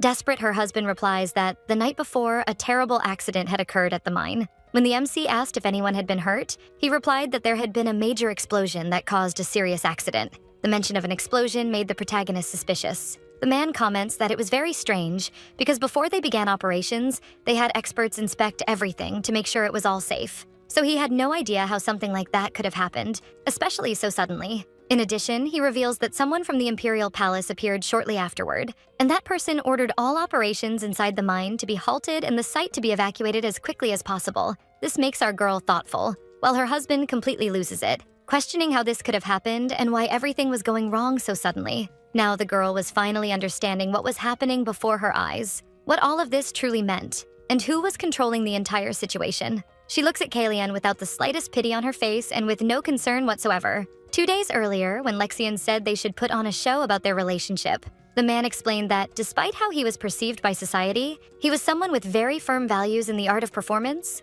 warning that the opening act should begin within a few days, informing his new scene partner that Kalian would likely burst into her room in desperation, burning with rage, and that if the girl were smart enough, she would know how to handle the entire situation, asking her to make the most of the new play the two of them would build together. Now there she was, seeing that everything Duke Lexian had said was happening exactly as he had predicted. The girl asks Kalian to calm down. She was upset to hear about the accident, but it was nothing they could not work around. Her husband could not understand how she could be so calm. After all, they would have to share all the profits with the investors, including the girl's own uncle. She remains serene as she asks whether they had not managed to accumulate money all this time, something Kalian confirms in a trembling voice. Then the protagonist informs him that she had even calculated the accumulated revenue up to that point, and with the current balance, they could remain safe for a few more months. The man's face was blank. Even so, she did not back down, suggesting that if he did not want to use that money, there was another option. But unfortunately, they would have to give up the village they owned to do that, the village where his child lived. The man scolds her, hiding behind the fact that he had bought that village for the girl, so it would not be good for her to give it up without them even being able to enjoy it. But Serenial does not pay much attention to that, saying that it really was a shame, especially considering the fact that the two of them had never even set foot there together. But the girl did not care about that.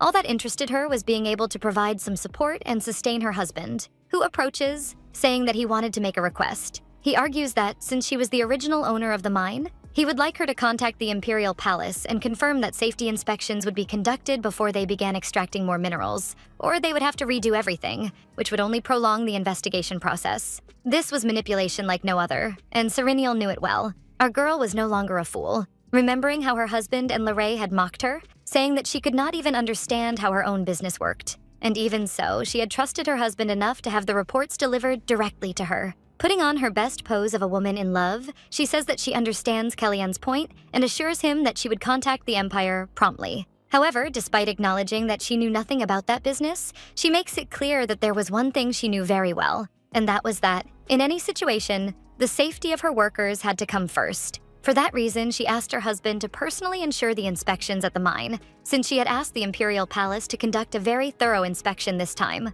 asking him to see it as an opportunity to take a vacation, something the man needed, and perhaps a good opportunity for the two of them to go to the village. But that suggestion was enough to leave Kellyanne completely terrified. Even so, the protagonist continued pretending to be innocent, standing up and saying that she would take care of fulfilling his request. More than ever, she remembered the words of her new ally, saying that if she were smart enough, she would know how to deal with the situation and should make the most of it. She knew it was not a bad idea to pretend to be just an innocent wife. After all, anything was better than returning to that miserable position of being a victim of the perverse woman who had been her best friend. Meanwhile, at Duke Lexian's mansion, he was speaking with his servants, giving an order for them to hurry and carry it out while maintaining the utmost discretion, and then he announces his departure, leaving the man alone with his thoughts. On the night the two of them sealed an agreement, the girl made a point of asking one more small thing. She wanted to know what had happened to the Verdelay family servant, Bane. In that situation, Lexian warned that he could begin the search immediately, but it might already be too late.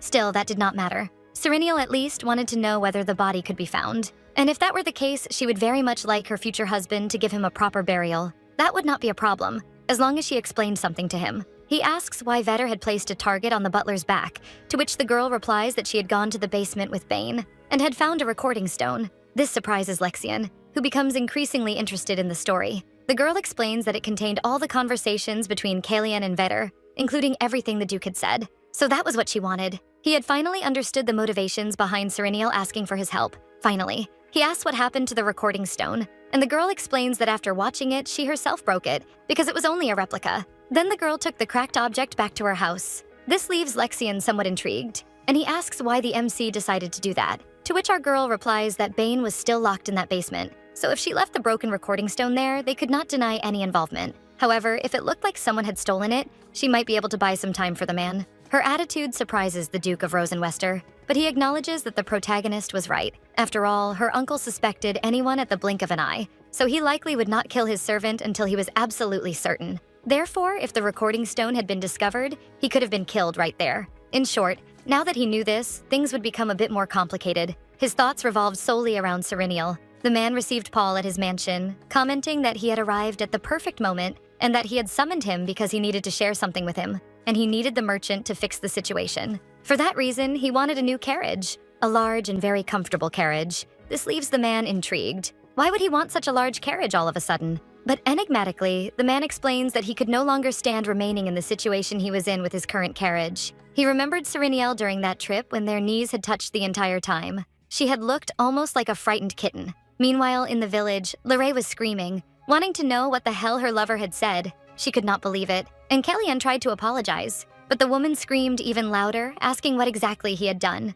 The man explains that he had no choice and that his official wife had manipulated him. He had not expected her to simply show up like that. But Lorraine pointed her finger at him, saying that he needed to stop Sereniel from getting things her way. Because even if the two of them left for a while, where would they go? Worried, he massages his lover's shoulders, asking her to calm down. Otherwise, she would wake their child. The woman with intensely red hair was burning with rage inside. She no longer had the slightest patience for Serenial, and now even regretted not having killed her earlier. Her eyes burned with hatred. After all, that spoiled girl always did the same thing. She put an innocent, stupid expression on her face, said even stupider things, got in her way, and honestly drove her insane. Kalyan, on the other hand, was genuinely worried about his wife waking Benny. He explains that he had already found a place near the city where the two of them could stay safely. Guaranteeing that he would visit them every day, he asks them to just enjoy the day and leave the next day. But that does not calm Lorraine. Quite the opposite. The girl turns around with a dark expression on her face, asking if that meant he would stay at the house with his wife, living under the same roof as Serenial, after abandoning her and Benny like that. The woman smiles like a psychopath, saying that the unloved woman must be very happy to finally be able to spend some time with her beloved husband. Continuing his failed attempt to calm that unhinged madwoman, Kalyan asks her not to worry, because the only person who mattered to him was her herself. More serious than ever, she squeezes her lover's neck, ordering him to behave. He had never seen the woman like that, but she is firm in saying that if she heard even a single rumor about the two of them together, she would not let it slide. The next day, the carriage was waiting outside the protagonist's mansion. She was amazed by the new vehicle, along with Kina. It was huge and very luxurious, but the maid wanted to know who had sent such a pompous gift. That was when Serenial realized. When she had needed to share the other carriage with the man, Lexion had asked whether the vehicle was perhaps too small for her, adding that he would probably have to buy another one if they were really going to get married. That put a discreet smile at the corner of our girl's mouth. Without saying much, she explains to Kina that she would soon find out who had sent it and calls her to get inside. She had received a letter saying that she must be busy, but inviting her to visit his property, as he would like to know her opinion about some work Lexion had been doing. Besides that, there was something he wanted to show Sereniel. When they arrived at the Rosenwester mansion, the maid was a little surprised. She wanted to know what exactly they were doing there, when her mistress explained that Duke Rosenwester had agreed to help her. That took her even more by surprise, but very seriously, the girl explains that she already knew she could not trust anyone around her. Even so, the woman brings up the bad reputation Lexion had in the kingdom. To her misfortune, he was close by, saying that he was curious, to know what kind of person Kina thought he was, encouraging the maid to speak honestly, or perhaps her servant could answer the question. The comment was enough to make Kina regret every word she had said. She gets tangled in her own words, trying to explain that she had not meant to say anything. Trying to save the poor girl, Serenial steps in, apologizing and explaining that Kina was a maid who had spent a long time taking care of her, and she had only said those things because she was worried, but asked him to forgive her. The maid lowers her head, apologizing as well and explaining that she did not mean to offend him. That whole reaction was a little offensive, and the man comments that he was not going to cut Kina's head off or anything like that. Ending the matter, he calls the women inside. And he also comments that her lack of trust in other people was not a bad thing. It could even help her stay away from traps. In silence, they walk through the immense corridors of that mansion. The last time Serenial had been there, she had been busy with other things and ended up not noticing how gloomy Leo's house was. Before she could comment on anything out loud, the man explains that no one else lived there anymore. Those who had not moved elsewhere had died, which should not exactly be a surprise, right? After all, when an illegitimate son like him became the head of a house, it was not hard to guess what happened. But it was strange to see someone talk about such a cruel subject as if it were nothing. Perhaps it was a natural talent of the man. In any case, what mattered most to her was where they were going. They had reached almost the back of the house, and Serenial wondered what could be so important as to be so hidden. Finally, they seemed to have arrived at their destination. Before opening the door, Lexian comments that he does not remember whether he had said it or not,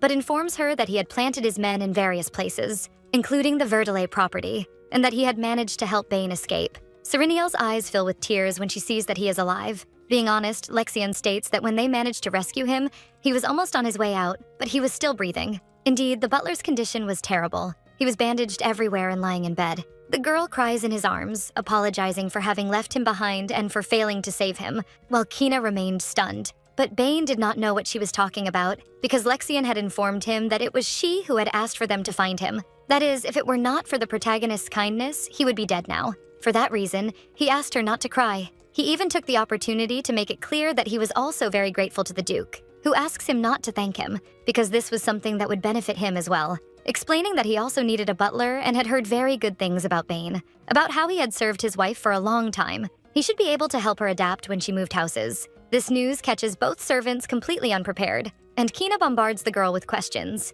What do you mean, wife? What did that mean? And was this really true? A little awkwardly, the protagonist confirms the words of her new husband. But Kina did not understand what was happening. For Lexian, however, it was simple. Serenial would adopt a new surname and, consequently, a new husband. In addition, her butler and her maid would work on a new property. The girl reaffirms her words and reminds the two of them that they knew what was shown in the image from the crystal sphere she had used. Because of that betrayal, she planned to take back everything that was hers by right. The Verdale house, the mine, everything. But she could not do it alone. Worried, Bane asks whether it would not be better to simply leave the Empire and move somewhere else. However, the girl makes it clear that this was a choice she had already made, which worried the man greatly. He knew that satisfied look in Duke Rosenwester's eyes, because he had seen those eyes several years ago, and he still remembered the day he had met him for the first time. He had been walking quickly through the mansion garden when the boy was still just a child, hidden in the shadows of the garden, peeking through Serenial's window. Even in the dark, it was clear. The look of desire and the flushed cheeks the boy had.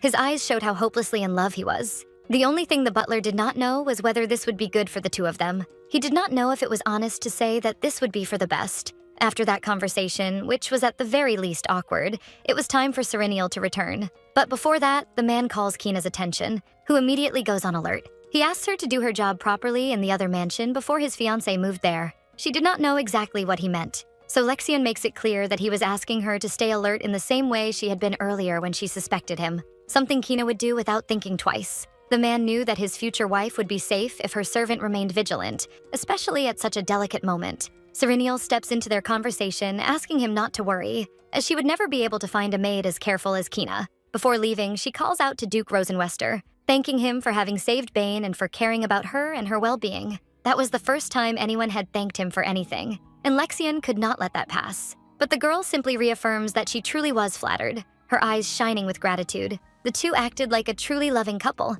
Lexian's eyes were lost in the depth of Serenial's beauty, and he could not hold back a small smile before asking what she thought of the work he had done so far. And being honest, the girl confesses that she did not expect him to do so much in so little time, unlike her current husband, who was useless. A bit grim, the man reveals that he had thought about causing the explosion inside the mine while Kalian was still in there, which takes both the maid and the protagonist by surprise, though it would have been very anticlimactic. Laughing, the girl comments that he had asked to help speed up the inspection the Empire was conducting at the mine. Indeed, he was quite shameless. But the girl soon says that she had said she did not know much about business, only that safety should always come before anything else. That was why she said she would ask for an even more rigorous inspection, leaving no stone turned the wrong way. Leo's eyes widen at that. The girl was not innocent after all, and he assures her that he would pass his orders along to conduct a very meticulous inspection, something the girl asks with all her charm that he truly do. He remembered how he had felt watching the loving couple from afar. He saw Serenial smiling at someone who was not him, and that made him jealous. But not now.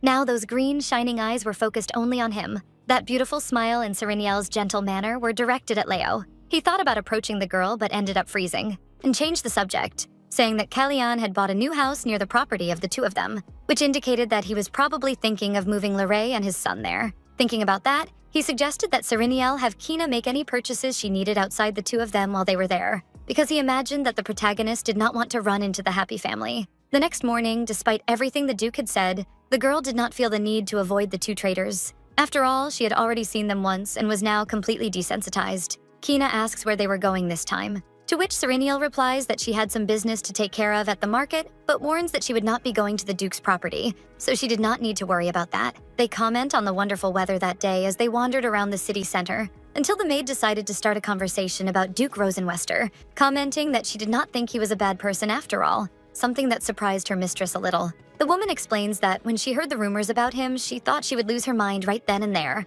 But instead, the man merely commented that her distrust could be useful to Serenial, and even praised her, something that made her very happy. In addition, he also saved Bane, who personally told the maid everything that had happened to him. Even while his life was at risk, he continued pretending not to know anything about what was going on in that basement, so the Count's men beat him until he almost died. After he lost consciousness, someone removed his body from the basement, and that was all Bane knew. Serenial knew it could only have been the work of someone planted by the Duke in the Verdelais mansion, but that would not be good for Lexion. And now that Bane had disappeared, her uncle would certainly grow suspicious of the Duke as well. The two continued their walk, and the woman commented that she was still uneasy about the marriage between the two of them, but her mistress interrupted her, saying that it was just a deal and nothing more than that, so there was no need to worry. She certainly did not believe it, but she tried at all costs to convince herself that what she and Lexion had, or would have, was nothing more than a business agreement. She finally arrived at the bank, receiving a report from one of the employees. As she analyzed it, she had a question. She wanted to know whether they also stored people's valuables there. She needed to know exactly where Kalian hid the mine's profits. She was sure it had been at the bank, but even though he was useless, she knew her husband was not stupid enough to do it in his own name, which meant he must have used Lorraine's name. The man confirms it, but explains that due to very strict palace regulations, it was necessary for the owner to give a good description of the item to be stored. That answer was good enough for the girl to conclude that her uncle must not have stored the real crystal sphere there, in that case. After taking care of that, they went to another place, and the girl arrived already thanking the shop owner for having analyzed the tea flowers she had sent a long time ago, as it had been of great help. She had gone there to give him a better payment as a reward, and also to ask for something else. She needed a detailed report of the drink's ingredients. In addition, she wanted the little box with the petals back. The man accepts everything without questioning. That was the power of money. Worried, Kina asks when her mistress intended to turn those two over to the police, but she still did not give a deadline, only said that, when the time came, she would do it, warning that right now it was still far too early. She knew that if she spoke to the Imperial Police about what her husband and best friend had done now, the situation would not be completely resolved. Of course, they would face the accusation of a very serious crime, but the girl did not want revenge just for that. And who knew how long the police investigation would take? Not only that, but knowing Lorraine, she must already have prepared herself to escape blame from such an accusation. Always cunning, the girl knew very well that Lorraine was no fool. So Serenial intended to strike at the right moment when no one would be able to believe the lies or excuses of those two. It would be at that moment that the protagonist would emerge victorious and expose them both. Even though some time had already passed since what happened, the maid could not help feeling angry and wondering how Lorraine had the courage to try to poison Serenial. After all, the only reason the woman managed to leave that orphanage and live the life she had now was because of the boundless kindness of the former Count. Without him, who knew where Lorraine would be now? She only stopped talking when something on the street caught her attention, and consequently, her reaction caught Serenial's attention. The woman tried to shield her when the protagonist turned to look for the cause of such indignation, but it was no use. The scene she saw was disgusting. Kina's anger turned into concern for her mistress's feelings. That was because the perfect Margaret Ad family was strolling through the city center. Of course, she should not have been so surprised to run into them, but they had a lot of nerve to appear like that, together, in broad daylight. Lorraine was carefree when she suddenly turned, startled. Kalian asks what had happened, only to jump in surprise when he found his wife there. She greets the two of them, saying how good it was to see her great friend. Kalian was visibly horrified, while the red-haired girl tried to disguise in a comical way the fact that she had been caught red-handed, in a tone that those two idiots would never be able to decipher. Serenial comments that it seemed it had taken them a while to finish packing their things, making a small reference to the fact that her husband was returning to their shared property with Lorraine once again. Awkwardly, Kalian confirms it. Her traitorous friend was burning with rage at that interaction, which, in her eyes, was covered in affection. But she did not have much time to feel jealous, because the protagonist asked who the child accompanying them was,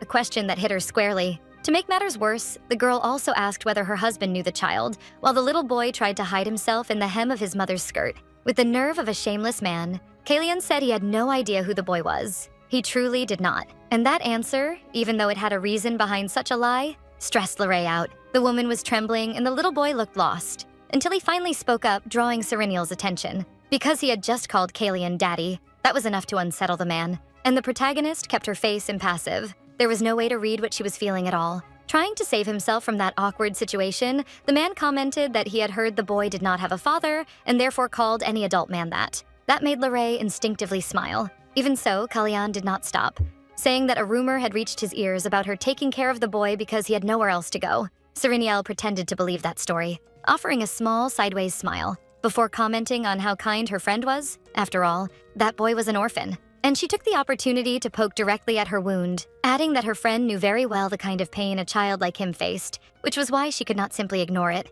Taking advantage of the opening, the girl also commented that her friend must be looking for someone to sponsor the boy and offered herself, explaining that, although the mining expeditions were suspended for now, she could still contribute and provide support. Lorraine could not believe the audacity she had to say something like that to her, and how Kalian managed to keep hiding behind Serenial. That made Lorraine wonder whether he would actually abandon her and Benny like that. It was pitiful. In a quick movement, she squeezed the little boy's hands, asking what she had said. What did she mean by poor thing? That was just another confirmation that the protagonist had always looked at her as someone inferior, but she would not let her son be treated that way, only over her dead body. And even then, smiling, Lorraine said that there was no need to do that. Realizing that the woman was on the verge of a mental breakdown, Kalian intervenes, finally calling his official wife to return home at once, with the excuse that he had remembered something urgent he needed to take care of. He was pulling her very aggressively, to the point that the girl screamed, until she heard a very familiar voice saying that it was good to see her there, a voice everyone knew very well. Our dear Duke of Rosenwester greets Kalian Helkar. The situation was, to say the least, awkward, and the man intervened in the violence being inflicted on his future wife, lightly slapping the coward's hands to separate him from Serenial. He apologizes, but explains that he had some business to discuss with her. The so-called happy couple had no idea why he was there, and they wondered how long the man had been watching that entire situation unfold. A little frightened, Kalian asks what kind of business it was that he could only discuss with Serenial. Then he explains that he had just returned from the Imperial Palace, where he had attended a meeting about the situation of Serenial's mine, informing them that the investigation there would begin immediately and would be very, very cautious to ensure that no other accidents happened in the future. That did not make the facade couple happy at all. To top it off, he mentions the things Serenial had already told him. The inspection would take time to be concluded, but safety had to be the priority. And he even asked whether Kalian did not agree, and of course he had to. Lexian also informs him that, depending on the results of that expedition, the tax exemption the man had received would be annulled if there were anything wrong regarding workplace safety. In addition, he wanted to inform them that the palace staff would need a report with the history of all the minerals extracted from there and the transactions carried out as well. However, it seemed that Serenial had already prepared that. The fact that he spoke to her directly in front of her husband surprised the girl a little, and Kalian seemed intimidated, as he intervened, saying that he would deliver all the reports himself, justifying it with the fact that he had been responsible for managing the mine alone. However, Lexian explains that that would not be necessary, terrifying his rival. And it would not be necessary because the owner of that mine was Serenial Verdelay. The mention of her name causes astonishment once again, but the girl does not react this time. Bringing that terrible interaction to an end, he extends his hand to the girl and asks her to accompany him, since they still needed to discuss business. Kalian shouts for them to wait, but the Duke does not pay him any attention and takes the opportunity to jab at the idiot, informing him that he himself had been assigned to conduct the investigation. That was yet another thing the man had not expected. He even tried to argue, but now it was already useless. Deep down, Lorraine did not look happy either. To drop one last bomb, the Duke commented that the little boy in the woman's arms looked quite a lot like Kalian, as if he were his own son. Here he killed the guy and buried him, right? And once again, ignoring the happy family as always, he led Serenial away. The maid was impressed by that attitude. The man had put Kalian in his proper place without even needing to do anything violent. She liked him quite a lot. Apparently, he was not a bad person after all. While they shared some tea, the protagonist commented that she was embarrassed by the fact that the man had witnessed that whole mess. But he did not know why she felt that way. After all, the ones doing something wrong were Kalian and Lorraine, so she had nothing to be ashamed of. He already knew that man was unhinged, but now he was sure he was a bastard. Who could imagine he was that much of a coward? Which made Serenial realize that he had been observing the interaction from the very beginning. He makes it clear, however, that he was not following them on purpose. But what mattered most to the young man was knowing whether the protagonist was all right. And Serenial explains that she was, but admits that she did not expect the two of them to go out together like that during the day. Perhaps she had been too naive. Lexian shifts the focus to the woman, Lorraine, and comments that she looked like an ordinary woman. But the way she looked at Serenial reminded him of the looks he used to receive on a bloody battlefield. for they were loaded with the intent to kill. The protagonist comments that maybe it was a matter of social status difference, but she had always had an inferiority complex toward her ever since they were children. Even so, Serenial had always made it clear that she thought of Lorraine as a true friend, but earlier she ended up realizing that perhaps she had been mistaken all this time. While they were still on the street, she chose to say several things that would hurt deeply, and it left a bittersweet taste in her mouth. But at the same time, Lexian did not understand. After all, it was Lorraine who had attacked first. So he thought Serenial had only given her what she deserved. So why would he be wrong? He even ventured to say that staying quiet would have been even more naive, a surprise to the protagonist. Trying to lighten the mood a bit, he comments that, anyway, that brat had helped the two of them quite a lot. Soon, rumors would begin to spread. That was new to the girl. What did he mean? Rumors? Lexian clarifies, saying that some scandalous rumors, ones people could not resist, would start circulating around, and he whispers in the girl's ear to make sure no one else would hear. After all, since those two had given them a great opportunity,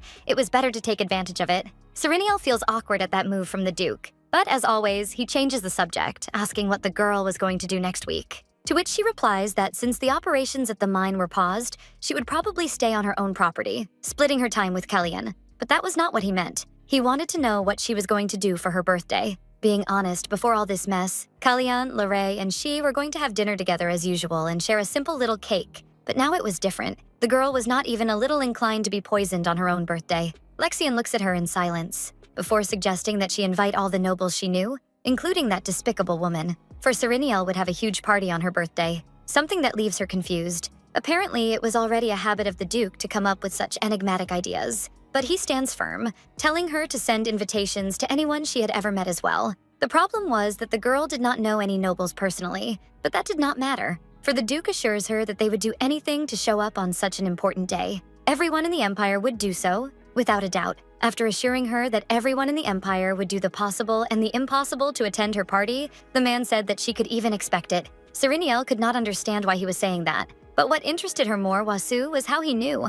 How did he know it was her birthday? Because she did not remember mentioning it in any of their conversations. Lexian falls silent, thoughtful, before revealing that he knew much more about her than she thought, giving a sideways smile. And her birthday was just one of those things. 2 days later, just as Duke Rosenwester had said, that intriguing and sensational rumor spread throughout the Empire, capturing everyone's attention, including Serenial's uncle, who could think of nothing but how much of an idiot Kellyanne was. His hatred was so great that he shattered his wine glass, completely staining the letter. He could not believe those words. It was Serenial who had sent him the news about the mine explosion and explained that they would have to conduct a rather lengthy safety inspection. However, with a certain cynicism in her words, she asked him not to worry, as she was sure they would resume operations safely soon. But there was one more detail she could not forget. She informed him that she had reviewed the documents she had received from her husband and recalculated the total revenue. She commented that she knew the amount Vetter received every month was a fixed percentage of the profits, but she had not yet been informed of exactly how much it should be.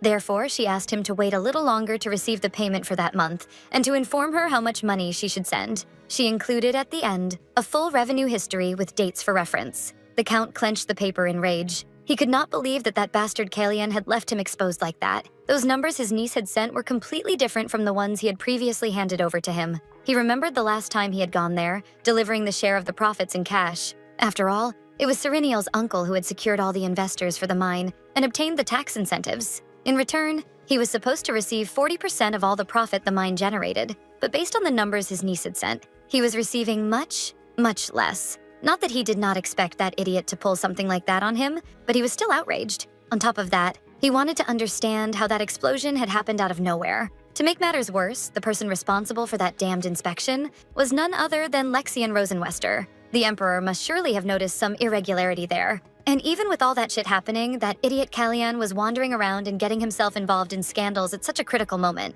Speaking of him, back at the mansion, the man remained nervous, almost chewing on his fingers from anxiety. He knocks on his wife's door, saying they needed to talk urgently. The man was more insistent than ever, even begging, which was surprising, since politeness was hardly his strong suit. When she allowed him inside, he almost cried with relief. He opened the door to find Serenial sitting there, serious, asking what had happened, but the man was clear in saying that she had already heard the rumors. So he was curious as to why she had not come to talk to him yet. He had only decided to sleep in separate rooms since the whole thing had exploded. All he wanted was a chance to explain himself. But for the girl, there was no explanation. Kneeling before her, the man begged, swearing on his own life that those rumors were completely nonsense. After all, she knew him better than anyone. He was Kalyan Helkar, after all, her first and only husband, who had only had eyes for her since they were just children. But the protagonist was no longer falling for that. He continued humiliating himself, saying that, besides that, he had always been by her side in desperate moments, so there was no reason for him to betray her. It was absurd. Kalyan confessed that he did not know who had started those rumors, but what he was trying to say was that she should give a vote of confidence to the man she knew so well, and he begged her for it. But reality was very different. The problem was that the man she thought she knew had never existed in the first place. She would not say that now to that disgusting idiot who was still kneeling before her like a criminal, which was exactly what he was. When Sereniel finally uttered Kalyan's name, it tasted bitter in her mouth. Even so, she asked whether he loved her. The man's reaction was as expected. He asked what she meant by that, but the girl stood firm and repeated the question. She needed to know whether he truly, genuinely loved her. Finally, he answered that yes, he had always loved her and still did, because nothing had changed. And rubbing his face against the protagonist's delicate hands, he confessed that he had always felt he was not good enough for her. So he worked even harder to gain her uncle's approval. He took the opportunity to apologize, acknowledging that he had neglected her lately under the excuse that he was only working hard to be a good provider. But in the end, he had hurt her. That performance deserved an Oscar. All the girl replied was that she was feeling very tired. She thought that if that man had stopped lying to her, if he had told the truth and at least pretended to ask for her forgiveness, maybe she would have felt a little better than she did now, or hated less the man she had loved so much. But now it was too late, and the girl stood up saying that she needed to sleep. Perhaps she had only let him in because she wanted to hear his lies to become even more resolute in her decision. Now, completely distant, the girl suggested that perhaps it was time for him to sleep as well, leaving him confused. He panicked, shouting that he was the same person she had known before, that his feelings had not changed, but he promised to change his behavior, especially now that the mining operations had ended. He could spend more time by his wife's side, feeling that those stupid rumors would disappear before the girl even realized it. What made her stop walking was the comment the man made about Sereniel's birthday, saying that they should spend it together in their village. He would even take care of all the preparations, and all Sereniel would have to do was show up. But the protagonist turned around, refusing the offer and explaining that she would be having a birthday party that year.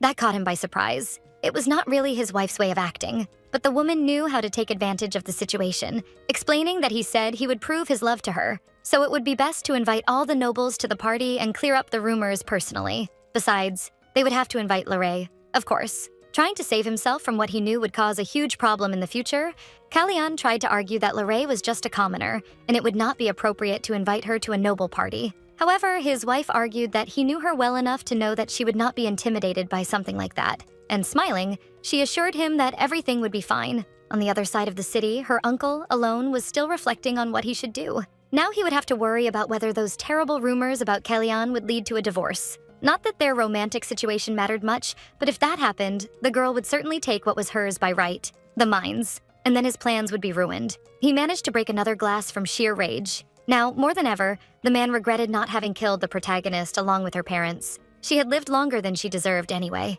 and if things had gone according to his plan, now Sereniel would be permanently resting alongside her parents at the bottom of the abyss. He should not have handed the mine over to her, but now it was too late. That was when an idea came to his mind. Perhaps this divorce and everything else would not be a bad thing for him after all, because he could help his niece take back the mine after the divorce and then kill her. She had no one with her to protect her anyway, so it would be an easy task. Poor fool. He just did not know that the Duke would never let that happen. On her birthday, the maid was surprised by how well put together her lady was. Indeed, she looked more beautiful than ever, wearing a dress and accessories that her new suitor had sent, and everything fit her like a glove. The girl could not help but take another look at the letter the man had sent along with the gifts, explaining that he had chosen them personally, so he would very much like her to wear them and was confident they would suit her. She had no idea how that man had guessed exactly what Sereniel wanted, but it was good. When the maid asked how Lexian knew the dress size, the girl just gave a dry cough, trying to change the subject. And then she called her, arguing that if they kept that pace, they would arrive late to the girl's own birthday party.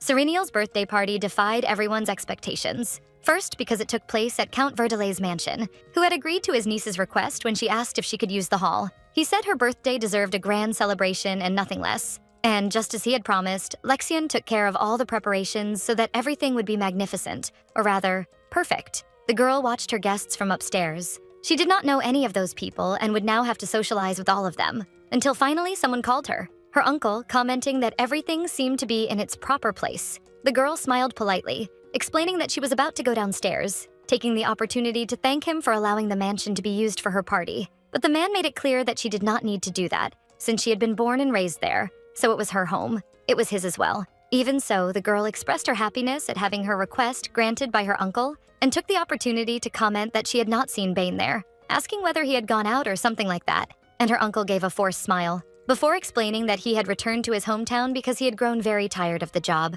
Serenial pretended to believe it and lamented that he had not even said goodbye to her. However, changing the subject, the man said that he had reviewed the report the girl sent a few days earlier, acknowledging that it was more detailed and in-depth than he had expected, which left her satisfied. The old man took the opportunity to flatter her, saying that it was incomparable to the documents Kalian used to send. And trying to plant a seed of discord in his niece's mind, he asked why she did not take over the administration herself once the investigation was over, something that left her mouth agape. But the man argued that she was the legitimate owner of the mine. Moreover, she had certainly heard the rumors about her husband, and regardless of whether they were true or not, it would not hurt to be cautious. The girl's expression changed completely. So that was what was happening. Her uncle was trying to prepare for the possible divorce between Kalian and her. But his intentions were very transparent, because she knew that if she took possession of the mine and returned to live in the Viscount's house, he would certainly try to kill her, and that would be his greatest achievement. All the MC said was a simple, "Thank you for your concern," making it clear that she understood everything he was saying. But it was her birthday after all. In fact, she had something to talk to him about regarding that matter, and she was sure the man would understand soon enough. But she could not keep her guests waiting any longer, so she asked that, if he still had something to say, he should wait until the end of the party. Somewhat awkward at having been dismissed like that, Viter let his niece go. The woman went down the stairs, greeting everyone with a beautiful smile, thanking them for their presence despite the busy schedules of all the nobles there, and wishing them to enjoy the party. She ran into a marchioness, thanking her for coming in person, and the woman was friendly, saying that the honor was hers to have been invited. As she wandered among those unfamiliar people, Sereniel had to hear comments that she looked better than expected, and questions about whether she already knew about her husband's affair. But someone remarked that she was certainly already aware of everything, yet was putting on some kind of performance, pretending to be strong. Otherwise, why throw such a party for the first time? The noblewoman commented on the matter as if she had great intimacy with the MC, claiming that she was trying to project an image of not caring about anything and being fine. It really was a pity. Another spoiled snake chimed in, saying that she should have hidden herself after the rumors broke. Kalian arrived a little late and visibly nervous, approaching his wife, while the other women commented that seeing him like that only indicated that the rumors were false. He apologized for the delay, but Sereniel did not even care. The red-haired woman's tongue remained sharp as she said that Sereniel was indeed a very pure person, but that there were terrible men in the world, men who pretended to love their wives while misbehaving behind their backs, so perhaps the two of them were just pretending as well? But smiling, the redhead said she was just excited to see what else would happen at that little party, accompanied by a friend who loved seeing other people suffer. Their conversation was interrupted when the hostess asked if everything was all right, wanting to know if they were enjoying the party, and they confirmed with surreal falseness, lying by saying they were just commenting on how grateful they were to have been invited. Kalian pulled his wife by the shoulders, asking that if the girls needed anything, they should talk to him. After all, they had come from very far away for his wife, and he did not want any inconvenience. The woman who had been fiercely slandering Sereniel moments earlier now commented on how the Viscount seemed to be in love with her. After all, he was very kind. However, something caught that group of gossipers' attention even more. Or rather, someone. They could not believe who was entering the hall with the most awkward expression. It was Lorraine, downcast for the first time in her life, since she always acted with such arrogance. Kalian was horrified by her presence, while Sereniel merely kept a closed expression. But she soon approached her friend, welcoming her, and pretending to be happy that she was there, commenting on trivialities, such as how annoying it must have been to make such a long trip for a party. But the woman was subdued, saying it was nothing at all and even apologized for the delay. Sereniel told her not to worry. After all, there were other guests who had not arrived yet either. The noble's murmurs began quickly, commenting on how audacious it was for the girl to appear there, especially considering that she was a mere commoner and Kalian's mistress, of course. Into her ear, Sereniel whispered for her not to mind that kind of comment, since it was she herself who had invited her friend. People commented on how Sereniel was a kind woman for leaving everything in the past, on how she knew what her presence would cause there, and on how Lorraine had been supported by the Verdelais family since childhood, which made everything even more unbelievable. There was no way to forgive either the Viscount or her. Of course, considering that the girl came from nowhere, she probably did not feel like she had anything to lose. Perhaps Kalian had even been seduced by that perverse woman. Lorraine knew that this was nothing more than the girl's plan. She had only invited her there to create a scandal. Sereniel, on the other hand, was having quite a night. She was certain that her friend had laughed at her when she received the invitation to her birthday after so many rumors, thinking that Kalyan was already entirely hers and that the protagonist was nothing more than an idiot for trying to put on such a little act. That was why she arrived there so calm and downcast. Even burning with rage, Lorraine tried to think that even if all that commotion happened, nothing would change. In the end, she would still be the winner, because Kalyan's betrayal was an undeniable fact. After all, it was Lorraine who had won his heart and given birth to his child. The party went on a little less tense, and the girl excused herself from one of the trivial conversations with unfamiliar nobles, climbing the stairs quickly and apologizing as she called everyone's attention, saying that she had something to share and needed them to listen. First, she would like to express her sincere gratitude to everyone who had come, because she truly appreciated that they had accepted such a sudden invitation, saying that, thanks to them, she would certainly remember that birthday forever. From the crowd, Lorraine and Kalyan trembled as the girl continued her speech, commenting that she knew everyone had come to celebrate her birth, but she imagined that the rumors circulating in the city had also influenced their presence there. That was why she would like to talk about them. So that really was her intention. Lorraine did not flinch. In fact, she only wanted her to be honest. Kalyan looked a little more fearful. Kalyan also looked a little more hopeful, wanting the woman to say that those rumors were just lies and that there was nothing wrong with their marriage, even if that was not true. Her uncle, in turn, imagined that she would deny them as well. However, fiddling with her ring, the girl began to explain the situation between her and the Viscount, revealing that the two of them were preparing for a divorce and that, as everyone there knew, the reason was very clear. Serenial confirmed the rumor about everything that had happened because of the mistakes of her now ex-husband, leaving him terrified,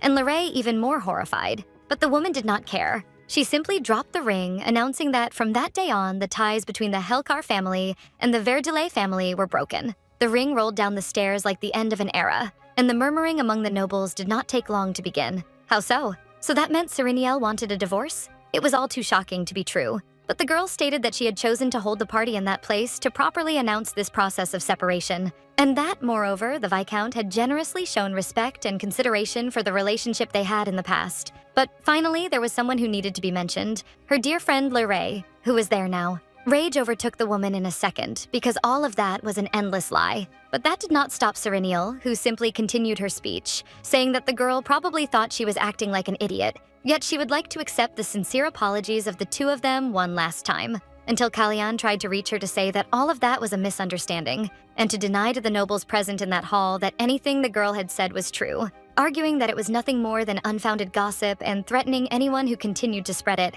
Kalyan shouted, saying that he had never had any evidence to confirm those rumors. All attention was on him until the doors opened to reveal the majestic Duke of Rosenwester. His presence there was a surprise. Now the realization was starting to sink in. Kalyan looked at his wife and at that man, alternating nonstop, while questioning what he was doing there. The man's gaze was attentive, at least until it landed on the ring on the floor, making a point of stepping on it, before restraining Kalyan, asking whether he could never keep those damn hands to himself. He also asked whether his mistress knew about that fact, because if she knew and still chose to betray with him anyway, she must have terrible taste in men. The whispers surrounded Lorraine like screams of humiliation, until the noblewomen began to wonder what the Duke was doing there. After all, he never appeared at social events, though they had heard that he had retired from the battlefield. Slapping Kalyan, the man mocked his claim of having no concrete evidence about those rumors, until he pointed to a woman who had arrived with him, questioning how he could say something like that with her present there. He was definitely in a terrible position,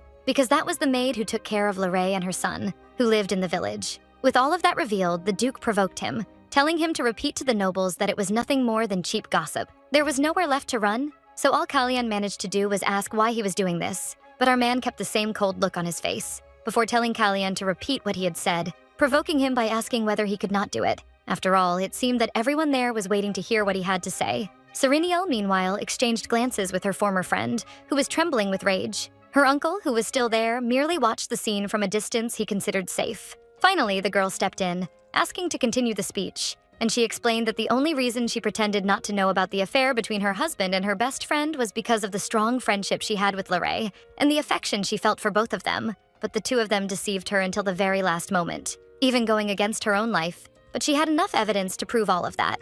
Now Lorraine was truly shocked. How could that idiot know everything? Apparently, she was much smarter than the lovebirds had thought. With that coming to light, Vedder wanted to crawl into a hole out of sheer shame, just listening to his niece repeat once more that, considering the entire situation, she had decided to put an end to her own marriage. And, as she had mentioned before, this was a decision the Viscount had already agreed to. He could even have made the situation much bigger than it was. But as an act of mercy, he chose not to do so. That was the reason he was able to attend her party that day. The focus shifted to how generous Sereniel was. After all, anyone in her place would have made the man's life a living hell. Sereniel knew that hating someone was very easy and feeling pity even easier. If she had taken a harsher stance, they would have said she was a heartless woman and that her aggressive personality was what caused the betrayal. She was smart enough to know that the nobles there loved to gossip without thinking for even a second. So all she needed to do was show that she was the victim in that situation. And that was exactly what she did. Because Callien came out as a shameless man, along with Lorray, of course, who was now the joke of high society. However, the most important part came to light. What would happen to the Viscount's business with the mines? After all, there were investors there. That was what worried her uncle, who did not care at all whether the girl would divorce or not, since it would be a good opportunity for him. What truly kept him awake, however, was why Lexian had appeared at the party. Smiling, he said that if the investors wanted their money back, he would take care of it, genuinely surprising Sereniel. Until he revealed that from then on, House Rosenwester would cover all the necessary expenses for the mine, including future investments, so that the girl would not have to worry about money. Vetter burned with rage. He could not believe such audacity. Callien, who had been silent like a useless idiot, shouted, asking what right he had to make such a proposal to his wife. The Duke spoke as if he were Sereniel's guardian, and he did not understand why he was there. Out of patience, the man grabbed him by the collar. He knew that, if he were her guardian, Callien would already be 6 feet under. In fact, he would have been dead for a long time. But he remembered his words. Releasing him like a rat, Lexian stated that, if he became the girl's guardian, he would have the right to do whatever he wanted with that fool. And that mention surprised everyone there. What did the Duke of Rosenwester mean by all of this? That was Veter's question, as he claimed that his niece had never spoken about anything like that. If she truly were to get a divorce, he would be her legal guardian. Besides, the divorce was not even finalized yet, so what he had just said, in front of those people, could confuse their minds. She knew that this was not what worried her uncle. Sereniel was no longer a foolish little girl. What he truly cared about was the part where Lexian said he would cover all the necessary expenses for the mine. She also knew that the Empire would learn about what happened at her birthday party in less than a week, and everyone knew very well that the Rosenwester and Verdelay houses were not exactly on the best terms. So, if her uncle did not fix things at that moment, it would be worse for him. However, the Duke stepped in, agreeing with Vetter, saying that he had not even spoken about that with Sereniel yet. All of his words were confusing to the man, until Lexian called out to the girl he loved so much, and asked what she thought about renouncing the Hellcar name and taking another one, pulling something very important from his pocket, something that even the girl did not seem to expect,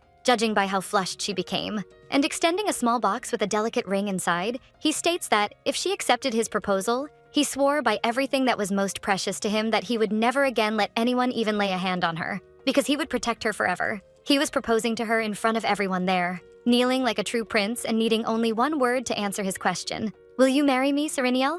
And I'll stop here. I know, guys, it's a cliffhanger, but if you want more, let me know so I can bring part 2 very soon. What do you think about the story? Do you believe he's just showing off, or is there real feeling behind that proposal? Do you ship these two? Let me know in the comments, and don't forget to subscribe so you get notified when the next part is out. The story's name is No More Regrets, and I covered up to chapter 19. Kisses and see you next time.